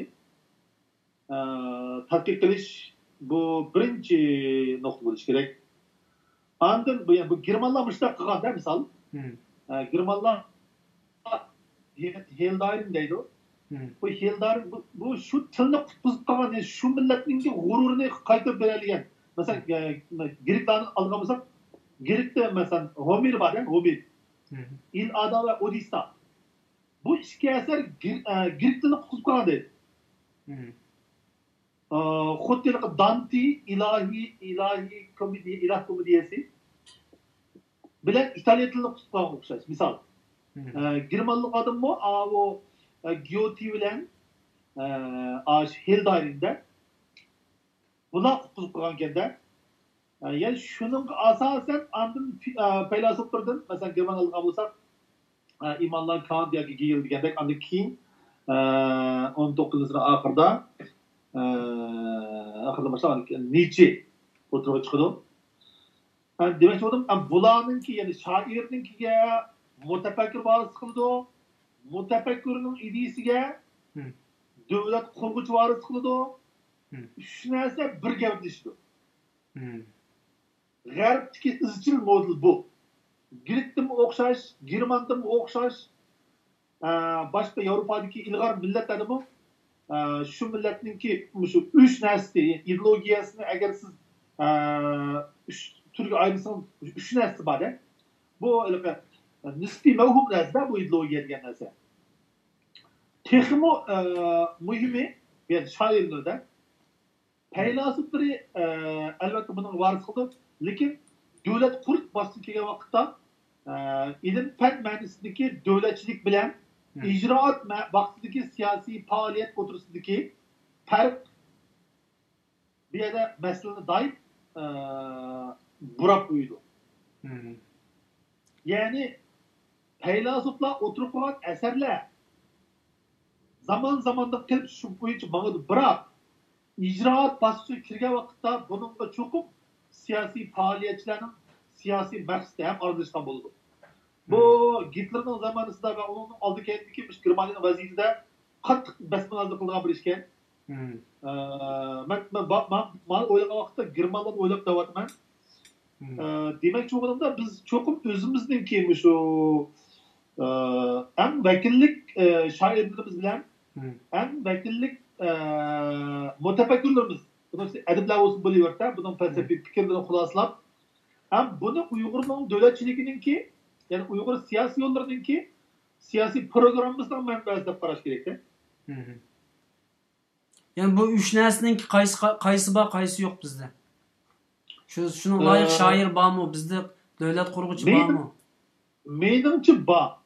Gap barliqni o'zi bayqash va to'g'rish va ishga oshirish masalasi bor edi.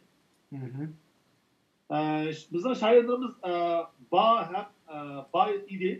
Ham mutafakkirlarimiz masalasiga kelsak, abi degandek falsafiy shaklda yozilgan asarlarninki soni bizning ko'zimiz chiqadi unchalar ko'p emas. Balki yo'q deb aytishim mumkin. Biz bunu daim garip qarta davatımız. Yani garipteki sevsuga vaqtimizda undaq zor ajimlik, undaq sistemlik, undaq tüjüde qolgan emgek bizde yok. Shundoq. Buni barpo qilib bo'ladimi? Demek çoğunun bu şu üç nersini çokum biz özümüz evvel baykışımız bunu öz ara tonuşturuşumuz, takışımız, cemaat fikrini aylandırışımız gerek. Antın siyasi faaliyetçiler hem bu şu hıl menbege kayıp dağıtlaşımız gerekler. Çokum Uygur'un münevver şairlerden menbe ediş gerek. Uygur'un münevver mutafekkirlerinin ideyasiga varis qilish kerak. Bu ayrım bir siyasi faaliyetçininki, şahsi göz karışınınki ifadını söp kalsa o uzak sözlenmeydi acelliki. Davamlaşamaydı. Çoğu yapmaydı. Hazır del shundoq bo'lib o'tadi. Tashkilotchi, siyosiyun yoki shoir yoki bir tadqiqotchi o'z nimasini yoqlab chiqib o'tadi. Uni kuchlantirish uchun harakat qilyapti va uni haqiqat deb ko'rsatishga tirishyapti. Mana bu xatolik ham bizniki. O'tirda tanqidchi yo'q. Biz bunu keskin oturup koyup münazara qilish kerak, münazara. Raz to'g'ri mu? Qanchalik qismi to'g'ri? Qiziqish kerak bo'lsa, uni ko'rsatish kerak, qiziqish kerak. Bo'lmasa, bizimki siyosiy jihatdagi faoliyatimizdanki kuchayishigimi ta'sir ko'rsatsin. Manfiy ta'sir ko'rsatishi mumkin-da. Xo'sh, bu yerda men bir narsani javobini olib oldim. Ya'ni buningdan keyin mutafakkirlarni, olimlarni, qarshi fikrdagi insonlarni ko'plab maydonga chiqarib, o'rtada haqiqatni tepishimizga va yoki haqiqat bo'lib manba bo'layotgan, hozir siz o'tirib qo'ygan u millatni uyg'otishninki va millat mavjudiyatsizligining mavjudligini akilish uchun shoirlar, davlat qurg'uvchilar va mutafakkirlarni chiqarishninki nihoyat muhimligini, bunga shaxsan biz vosita bo'lishni Alloh xolisa biz unga erishimiz. Inshaalloh siz buni yetakchilik qilsangiz ham yaxshi bo'ladi deb o'ylayman. Qarindoshlar yozibdi. Mumkin bo'lsa sal oddiyroq so'zlarni ishlatgan bo'lsangiz, beklan falsafaviy atalg'ular ishlatilib ketdi debdi. Bugun biz falsafa aslında bizning doktorimiz falsafa doktori. Endi biz bu yerda qo'g'inchining hikoyasini deyemaymiz. Chunki uni degandikanlar bu yerda doktor chinlikdan chiqadi vaqtida. Shu bugun asl doktorni shu falsafa so'zlashga nim qilgan. Uyg'ur davlatining qurilishi deb men bu yerda temini Uyg'ur davlatining qurilish nazariyasi deyishim kerakkan, men bir so'z chiqib qopti. Buguncha bizning suhbatimiz mushtaq falsafaviy bo'lib tursa, buningdan keyin amaliyat, buningdan keyingi programmalarimizda amaliy nuqtasini ko'proq so'zlasak deyman. Chunki zodi bizning xatoligimiz shu falsafaviy so'zlarni tushunmaslik. Bizning falsafaviy so'zlarni qilmasligimiz tufayli tafakkurimiz ichilmagan deb qarayman-ku men. To'g'ri. Chunki bir millatning so'zlash nimasidanmi bu millatning aqlini his qilg'ili bo'ldi ekan. Masalan, gollandiyaliklar intayin kuchab, nihoyatda jonliq unlik so'zlarni ishlatadi. Masalan, tovushni jiq harakatlantirdi va masalan unni jiq undar demdiq. Undaymiz undashni, undash. Undashlik gap qiladi-ku bular. Bular undashlik gap qiladi, o'zi kichikina davlat, ammo 4-5 davlatni besib olgan, aynı zamanda o'zidan bir oylik jiroqlikdagi davlatni 200 yil besib olgan. Chunki bular undashlik so'zlarni ishlatadi ekanda. Hatto ashundaq bir oddiy nuqtalarni bir millatni jasoratlantirgan deb o'yladim men. Uyg'urlarning bugungi jasoratsiz, qo'rqinchoq, bo'ng masalan deyli, ittifoqsiz va yoki bir narsalar astoydil qaramaydigan, astoydilsiz bir holatlarni mushu falsafani o'qimagan, falsafaviy nuqtalarga diqqat bermagan deb tushunyapman ham. Ya'ni falsafa bizningki samimiyat bo'lishimizga elib mangadigan bir shamol ekan bu, masalan. Ben bir yer bir gapim deyim. Ben Uygur tilini felsefi til dedim. Uygur milletini felsefi millet dedim. Bu benim reallıkta kövgünüm ve körüşüne halaydığım. Belki ümidim oluşu mümkün. Uyg'ur tili bilan falsafa qilib bo'ladi va qilgan ham qilinadi. Biroq buni tushunishga tirishmaslik, shuni kundalik dialogda ishlatmaslikdan kelib chiqadigan tragediya. Millat yo'q bo'lishi mumkin. Ya'ni Uyg'urlar qassob, qo'y, ketman, nihoyatda oddiy so'zlarni qiladigan bir millatga aylanib qilyotidi. Falsafaviylik, chilliq, undash, jasorat, shuar, hissiy chilliqlarni ifodalaydigan so'zlardan bek jiroq qilib o'tibdik biz. Masalan, do'stlar bilan paranglashsak, bizning so'zlarimiz intayin oddiy kalimani ishlatib ekanmiz. Intayin. Bu namratlik. Bu fikr namratligining manbasi bu. Ya'ni bir millatningki tili jihatdagi ojizlik, tafakkur ojizlik bilan birlashib ketib qolsa, bu bir fojia bo'ladi. Ammo Uyg'ur tili intayin boy, balkim dunyoda eng mukammal til bo'lishi kerak. Shunday eng nozik, eng murakkab abstrakt hukmlarni tushunishlarni bemalol ifoda etadigan bir munavvar, bir latofatli bir xil til. Bu tilni qanday ishiltish? Uyg'ur tili o'zidagi masala emas, har bir Uyg'urdagi masala. Yaponlar fikr qilgan vaqtda, so'zlashgan vaqtda meni ayron qilgan. Bular nihoyat bakdalik, logikalik aşı qatmal gaplarni ishlatdi. Lekin shuni bilan iliq murakkab, zil kontekstli holatni naq tushuntirdi. To'g'ri, biz ba'zi murakkab narsalarni tushuntirolmaymiz. Masalan, siz mesela bir Uyg'ur bilan ikki Uyg'urdan mesela ikki Uyg'ur uchrashib qoldinglar. Nega mangdim amtaqon bazaga. Ma dialogning namratlikka qarab. Nima deyishimiz kerak shu yerda? Agar bir yaponlikdan sen nega mangdim deb so'rasa, birinchi xil ehtimollik xafa bo'lishi mumkin. İkinci xil ehtimollik men texi aniq belgilamadim deyishim mumkin. Yana birisi sana bu haqda gapirishni xohlamayman deyishim mumkin. Herkesin bazaga demesi mumkin. Çünkü Uygurlar aslında bazı bu sözden ifade ettiği vakitte naitbek addilik yol koyduğun bir tarafımız var. Şu addilikten kelip çıkadigan bu tefekkür acizliği bu bir xil milletninki faciasiga sebep. Oddiylik bizden nereden çıktı bu? Neymiş ki bu oddiy bo'lib qoldik biz? Biz insanın murakkab ma'naviy, yani ruhiyat qatlamlari haqida fikr qilishdan ko'ra, kundalik turmushdagi ishlarga ko'proq boshqarilgan vaqtimiz yaqinqi zamonda chiqib ketib qoldi. Biz xotirjam yashayapmidik. Ota-bobolarimiz xotirjam yashayapmidi. Xotirjam yashagan zamonda dunyodagi eng munavvar davlat, eng boy-boyashat davlat Qaraxonlar xonligi yoki Idiq davlat bo'lgan.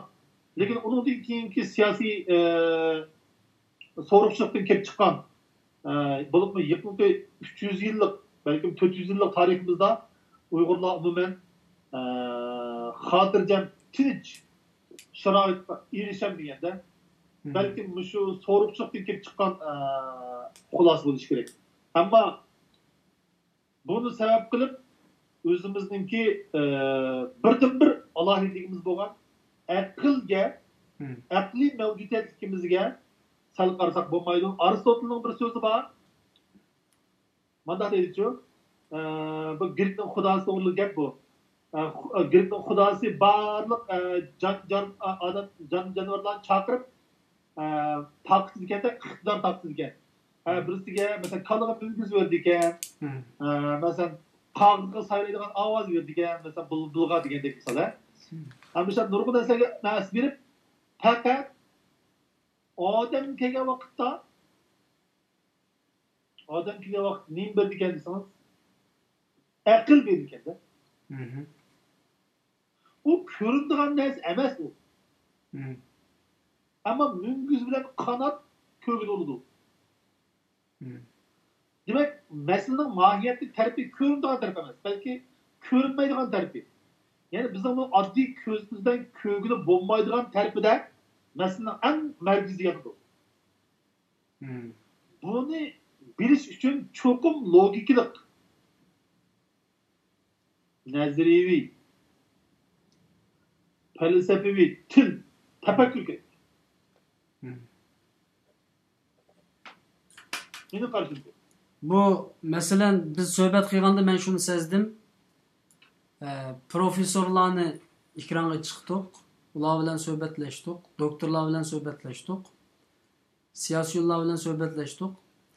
Ama her bir sohbetinin karakteri ilmileşken sırı, bilmileşken sırı, tefekkür yolu mangan sırı, felsefileşken sırı, körlüş ketim sanımız az koçup gitti. Yani iş mürekkepki mangan ve karab biz adamlar bizden kaçışka başladı. İşkaranlı takaşka başladı. Ondan keyin qaysi programmalarımız en köp görüldü degan vaqtimizda talashgan, shu urushgan, ziddiyat, yuzaki dogmachilik, saxta jihoz, ya'ni turmushimizda bo'layotgan fitna fasod, urush talash va manbai bo'lmagan narsalar tema qilingan vaqtida odam sonimiz intayin ko'p, qiziquvchilar intayin ko'p, jidalxo'r. Ammo tefekkür noktasına tushgan vaqtida biri tefekkür qiladigan mutafakkurlarning soni oz bo'ldi. Ikkinchisi tefekkür noktasına tushganda zot ko'rarmanlarimiz ozlab ketdi. Bu bizdeki hem de bu ruhi kasallik mi hem de ya ki biz hozir biz shuni davatimiz mesela bugungi programmaning asosiy nuqtasi mı insonlarni tefekkür qilish qistash aslında şu. Çünkü felsefe bunu qistaydi. Mesela bundan keyin bunda programmalarımız köp bo'lishi mumkin. Ammo buni qandaq xalqimizga qandaq olib chiqish. Chunki miyat qarindishimiz mezutdi, ba'zi so'zlarni tushungil olmadi deb. Qandaq tushundirish yoki biz oddiylashishimiz kerakmi? Yoki xalqni murakkab narsalarni tushunishga qistash kerakmi? İki yol var. Birincisi sözlük içinde bana okşayış. Texim adli sözlükler son. İkincisi anlar benler o çoğum şu sahadaki Uygur tilideki materyallarını torlarda hazır yüzlep, mınlap kitapta turuptu Uygurca. Bikalık. Bunu ben okunlar deyiş gerekmendi. Ya okunlar deyin gap, o klasik gap olup kaldı. Onu hiç kim anlamaydı hazır. Kitap okunlar deyin gapni hiç kim anlamaydı. Bunu bir Çin bir usulun tep çıkışımız lazım, metodun. Birinciden sual koyuş gerek. Sen kim? Ya ki biz kim? Biz kim bolavatımız? Ya kim boluşumuz gerek? Bunun şartı değil mi? Bana bir sual var çok. Birini ko'z qancha degan savol bilan birini ko'z ikki bo'ladi degan mushu masalaning sharti nima degan savol. Birini ko'z ikki bo'ladigan hamada deyiladi. Ammo birini ko'z ikki bo'lishning shartini 10 yillab tadqiq qilish mumkin. Biz daim addi, közden kögülü bulduğun neslerden esnafasından uçada bu cahannaki Hudayım'ın bizni yaratıştaki maksidi bunda addi dünyanın addi közden küzüşemez. Allah'ın mahiyeti akıl bilen birleşkenliğiyle, Allah'ın akılının del müzikenliğiyle. Dikkatli göz karşı bu. Her kandak nesli şu birine karşı gerek. Mutlak nesli, hiç kadar nesli yok. Fakat men mutlak değil. Men fikir qilganligim uchun men mavjud. Men qilgan narsa fikir qilish. Men qilmaydigan narsa fikir qilmaslik. Ya'ni yig'ib bilsak, ya'ni fikir qilish, tefekkür qilish. Undaqda bizni Peygamberimizden bir hadis var, özür billah. Xo'sh. Bu hadistin ki ruhini ben diyen özür diyenle tutuzuk. Hadisler umumen Kur'an ruhi umumen shu tafakkur va fikr qilishga tayangan. Fikr qiluvchilar uchun oyatlarning ma'nolari ayon. Hadislarning ma'nolari ayon. Fikr qilmaydiganlar uchun udum bo'lib qoldi. Demak, bizga har bir oyat, har bir hadisning har bir jumlasi haqida chuqur fikr qilish kerak. Nemishqa bundaq bo'ladi? Nemishqa mandaq bo'lmaydi? degan nuqtada fikr qilish kerak. Rahmat. Allah razı olsun. Rahmat sizlarga. Yani zamanımız ahirga kelib qoldi. Sizlarning vaqtlari qisqa, bolalarni maktabga olib borishlar kerak bo'ldi ekan. Bugun biroz u yerdan kirdik masalaga. Chunki bu birinchi qatimliq suhbatimiz bo'lgandan keyin aslida bizning temamiz Uyg'ur davlatchilik sizlar tadqiq qilayotgan tadqiqot temasi edi. Ammo u yerdan kirdik. Bu biz uchun bir tajriba nima bo'ladi? Inshaalloh boshlanish bo'ladi. Bundan keyingi birisinin tadqiq qilayotgan temaga kirsak, suhbatlarga, ikkinchisi bir amaliy ish qilib boqsak, o taklifni bermasligini naq maydonda qarindoshlarimizning oldida.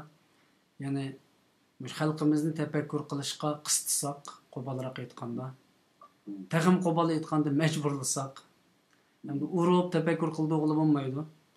Ya'ni sizlardek tadqiqotchilar, olimlar ikkironga kelsa, kelib bir munozaraga chaqirsak, xalqimiz ichidan moddiy xalq ichidan munozaraga chaqirsak, mush orqali bir xalqimizni tafakkur qilish yo'liga akirsak, bu sizlar to'g'ri usulmi? Meniki oxirgi so'radan so'ng. Albatta, to'g'ri bir ishninki to'g'ri bir jarayoni bo'ladi. Ya'ni bu fikr qilishdan, ya'ni fikrdan iborat bir tasqashdan o'tish kerak. Chunki bu fikr qilish orqali nurg'unlagan omillar, ya'ni manfiy va musbat omillarning hammasi o'tirib tanib tushadi. Uning orasida bizga kerak bo'lgan qismini tanlaymiz, keraksizini shallaymiz. Oxirida biz o'zimizning g'oyamizga yetimiz. Ya'ni o'zimizga kerak bo'lgan shu tuzilmani yoki turmush shaklini o'zimizning aqlimizdanki xulosasining javri ustida o'tirib chiqamiz. Bu Allohningki bizdan bek kutadigan narsa bu. Yani Allah'ın bizge aql ato qilsa bu. Yani biz o'zimizningki tuzumini o'zimiz yaratishga muvaffaq birdan-bir mavjudiyatda. Biz o'zimizning tuzumini o'zimiz orqali ishga oshiramiz. Vaqt faqat bir o'z fikr qilish. Fikr qilmay turib, eng yaxshi davlat tuzumini, eng yaxshi yashash shaklini o'tirib chiqish mumkin emas. Bu yerda John Millning bir gapinday bundan bir cümlesi var. Angliya'nın büyük faylasufı Mill'nin ki men deydi. Sokrat'tek baxtsiz bo'lib ketsem meylikenki herkizmi çoşqidek baxtlik bo'lishni asla xohlamayman deydi. Baxtlik çoşqa ve baxtsiz Sokrat. Bizde belki baxtlik çoşqalar qanchalik, baxtsiz Sokratlar qanchalik. Bu tefekkür bilan munosabatli so'z mi bu? Albatta. Chunki tefekkür qilsang, oxirida Sokratdek bo'ladigan gap. Baxtsiz. Ammo tefekkür qilmasang, cho'shqadek baxtli bo'ladigan gap.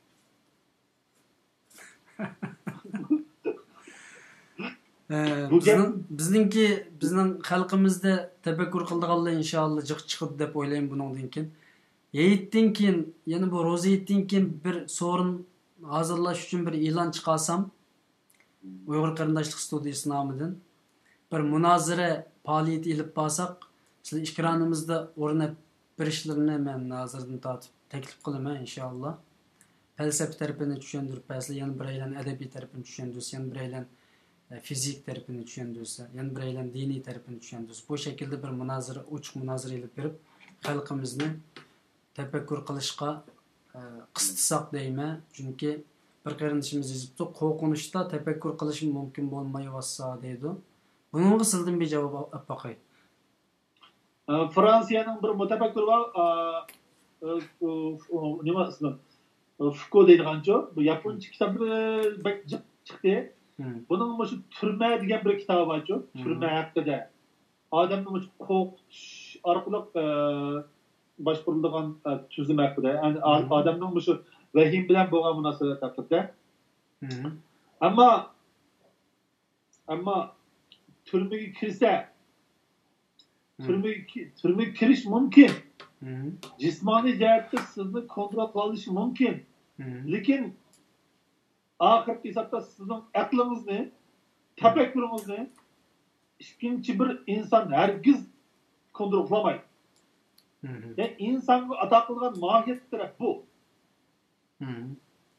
Yani bu qancha qo'rqinch, rost qo'rqinchmi yoki qo'rqinch deb his qilib oldingizmi degan narsa. Belki rost qo'rqinch bo'lishi mumkin vatan ichida. Belki men vakillikda nurg'un ziyonlar vatanda bo'lgan bo'lsak, balki tirik yashashimiz aslo mumkin emas. Balki biz turmada o'lib bo'lgan allaqachon. Nurg'un olimlarimiz vatan sevib nurg'un olimlar allaqachon vatan ichida bo'lgan bo'lsa, u Muhammad Salih Damullam qanday qilingan bo'lsa, shahid qilinganligi o'tirgan gap qildirdi. Biz avval har birimiz o'zimizniki shu yashayotgan muhitimizni qadrlab, o'z yerimizdagi yana bir Uyg'urni qadrlab, o'zaro yetaklab, o'zaro tarbiyalab, men emas bizni ishga oshirish uchun bir amaliy ish qilsak to'g'ri deb qarayman. İnşallah.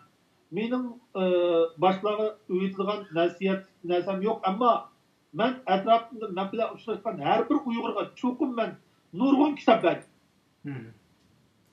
Har bir men uchragan mush yerdagi men turgan joydagi nurg'un Uyg'urlarga nurg'un kitob berdim.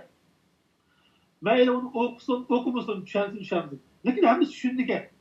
Tushunadi, biladi. Menimcha avval siz yeningizdagi Uyg'urni bir narsa bir qutqizingda, nima berasiz? Yetaklashga muhtoj hammamiz. Men bir narsa ancha qutib ketmayman. Shunga siz menga nurg'un narsa o'rgatishingiz kerak. Yenimizdagi Uyg'ur, yana bir Uyg'ur hammamiz o'xshashda. Shu o'zaro ko'yinishga, o'zaro tarbiyalashga texnik muhtoj. Mushundaq bir davrda texnik buni tashabbus qilish kerak. Chunki bizningki qarindoshlik mehrimiz, ya'ni Uyg'urlik shu mehr muhabbat boshqa millatlarga qaragan vaqtda texnik cho'q bir deb o'ylayman. Nisbiy hissiyotchandek ko'ringan bilan amaliyotda Uyg'urga bo'lgan rishta cho'qdir. Shunga Uyg'urni ko'ramiz, yig'lab ketadi. Uyg'urni ba'zi ko'rib qolsa yig'lab ketadi. Lekin o'zining bir millatni ko'rib yig'lab ketadigan yaponlik balki yo'q bo'lishi mumkin. Shunday. Bir yaponlik boshqa bir yaponlik ko'rib qolsa hargiz yig'lab ketmaydi. Haqiqat shudir. Lekin bir Uyg'ur boshqa bir yerda bir Uyg'urni ko'rsa yig'lab ketadi. Naqadar cho'nqur hissiyot desangiz hissiyot, aql desangiz aql. Shuni deyish kerakki, aql bilan hissiyotning o'tirishini sizish intayin mushkul ish. Faylasuflar hali ham hissiyot bilan aqlning o'tirishini sizolmay avar. Bu siz bilan bizniki fikr qilishimizni kutadi. To'g'ri. Albatta millat nihoyatda yetaklashga muhtoj. Bir qarindishimiz yozibdi, Sokrat degan nima deb, yana bir qarindishimiz javob beribdi. Sokrat hozirgacha tarixda o'tgan eng buyuk faylasuflarning biri deb javob beribdi. Demek Sokrat ömrüde bir parça kitap yazmagan. Sokrat Aflatun'un ustazı. Yani özününki şagirdlerini kattı şagirdlerini terbiyeleyen. Şu şagirdlerini terbiyeleyenliği için devlet dinini buzdun da dini asilik ve cinayetten Atina'da zehirlenip öldürülgen. Kaçıp geçiş imkaniyeti bağdır onu kaçmagan. Çünkü insan öz devleti, öz kanuni bilen öz boğalığı için, özünü inkar kılmaslık için çokum şunu kullanması gerek. O jazo qanchalik ig'ir bo'lib ketsin. Xuddi bir Türk bo'lsa Türk hukumatininki haqiqiy bir qonuniy jazosidan qancha qaçması kerak bo'lgan o'xshashda. Abayıq sözümden cevabını hazır eləvatım. Elə ki bizdeki yo'qolib ketish sepsetisi yo'qolib ketish demek ki biz devletimizden ayrılıp ağırlığımız için yo'qolib ketib turibdi. Tuturuqsiz bo'lib qolibdi. Çünkü bir millatning millat qilgan narsa ham devlet bilan millatninki munosabatini deyishning zaruriyati yo'q. Ko'pincha millatlarninki davlati bor, o'zining nomi atildi. Yaponiya ham shundoq, Germaniya ham shundoq, Fransiya ham shundoq, siz yashagan Gollandiya ham shundoq. Jahonda bu barliq cho'ng gavdaning ichida millatning cho'ng bir gavdi yo'q. Millat bizningki manbaimiz va oxirat nishonimiz. Unutib qo'yish qolmaydigan edi. Uyg'urlar davlat qursa, yani Uyghur devletçilikde umumen başka millet adamları baxtli yaşayalaydı ekanki, başka milletler kurgan devlette Uyghur herkes baxtli yaşayamaydı, bakmağa. Hazırkıdek. Uygurlar intayın yüksek gumantar millet. Yani yüksek insanperver bir millet. Ademni intayın çok bildiğin adam merkez kıldıran millet. Lekin mustabid sistemlar, mustamlik milletler umumen adamni emas, balki o'zining sistemasini mo'yinga qo'ydi. Bir qism kishilar manfaat mo'yinga qo'ydi. Xuddi Xitoy o'xshash. Shundoq. Allah razı olsun. Vaktimiz asas to'shab yarım saat o'tdi. 2 saat planlagan 2,5 saat o'tdi. Oxirida qarindoshlarga deydigan so'zlar bormi? Benim sözlerimni astoydil anglab berganliginglar uchun hakikaten ben chin yuragimdan rahmat aytaman. Mening so'zlarimning ba'zilari tushunishga bo'lgan bo'lishi mumkin, ba'zilari ancha tushunmagan bo'lishi mumkin. Biroq shu sababdan o'zinglarningki ma'lum jihatdagi intilishinglarga bir tuturuq yoki bir sabab ata qılalıqsam, ben şundan xursand. Ben okudım ama millet için texi çoğun bir katışlar kılanmadık. Lekin bizim hayatımız boyunca bu işni qilishga biz o'zimizga atgan odamlar buni men desammi demasammi bilasizlar.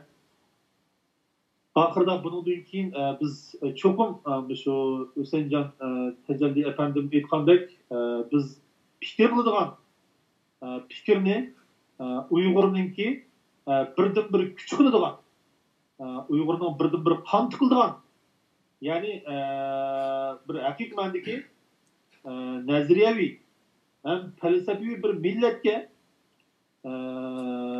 aylanish va takomillanishninki har bir Uyg'ur uchun zarurligini his qilish chaqiraman. Bundan keyin men o'qirmanlar bilan, anglarmanlar bilan cho'qim ko'proq uchrashishga tirishaman. Sizlarga ko'p rahmat.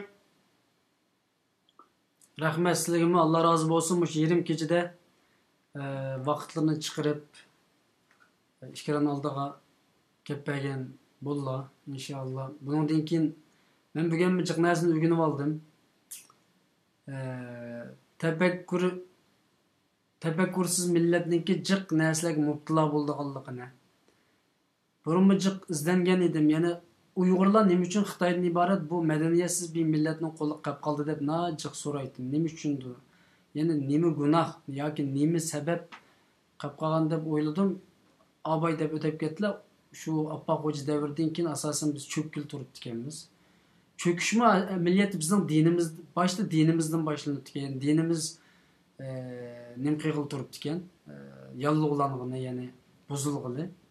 Undan keyin fikrimiz cho'kkan turibdi ekan. Fikrimiz cho'kib, hatto fikrlik insonlarning keyingi zamonlarda qaslaydigan yoki yo'qtilib qarshilajak bo'lib, Xitoymi bizning fikrimizni yo'q qilgan ekanda, fikrlik odamlarimizni. Endi hozir bugungi kundami Xitoy davomli sirtqa hatto ba'zan videolarni Xitoycha chiqarib o'tamdiki deymi? Ba'zan videolar odamning rasmiy psixikasini buzadi. Hatta chet eldagilarning fikrini, psixikasini buzib o'tish uchun Xitoy jiddiy harakat qilyotgandiki deb o'ylayapman. Shunga bugungi suhbatdan bizning fikr qilish manbayimizga qaytib kelishning bek muhimligini his qildim. İnşallah kelgusi zamonlardagi suhbatlarda fikr qilish to'g'risida bir qancha olimlarni taklif qilib, sizlar bilan birlikda avom xalqdanmi bir qancha kishilarni taklif qilib, jiddiy bir munozara, munoqasha, so'zlashish, tortishish, tanqid faoliyati ilib borsak ekan degan niyatga keldim. Albatta bo'ladi. Allah razı olsun. Görürmenlerimizden Allah razı olsun. Zerikmey, terikmey anlap bergen bolduğunlar. Felsefe karakterdeki söhbetli mana muşundaq boludu. İnşallah bağansır könüp gitisler. Ya günah bizde ya günah sizde. İkelenin birisi günahımızın tepip inşallah kesilimizin tepip davalaşık terişimiz. Hemmanlığa Allah emanet inşallah. Abay men bir alimning sözünü unutup qaptıkenme. Kişininki bu 300 kitaptan içige en meşhurlarımızın kitabını kiremegen degen Qahar Barat akimiz hazır yadımga keldi. Qahar Barat akimizning Allah xas yaqin zaman tikiranda shundaq tartishlarga taklif qilamiz, yani tefekkür qilishlarga. Ve sizlarni ham ko'rurmanlar agar qiziqsanglar bu faoliyatda sizlar bilan birga fikrlashimiz, yani doktor Muhtar Abdurrahman efendim bilen birga fikrlashib tartışımız inşallah bu faaliyetlerini çokum uğurlaştırmışsak bulmayırken diye yerge geldim bugünkü söhbettim. Hemmalardan Allah razı olsun inşallah. Aldığımızki zamanla da Eid ayım demeyimiz, Ramazan demeyimiz devamlık söhbet kılış arkalık milletine uygutuşka, uygun işimizge yetekçilik kılışka devam kılımız inşallah. Hemmalardan Allah razı olsun. Esselamu Aleyküm ve Rahmetullahi ve Berekatuhu. Bugünkü programımız bir şeyde ayaklaştı. Esselamu Aleyküm.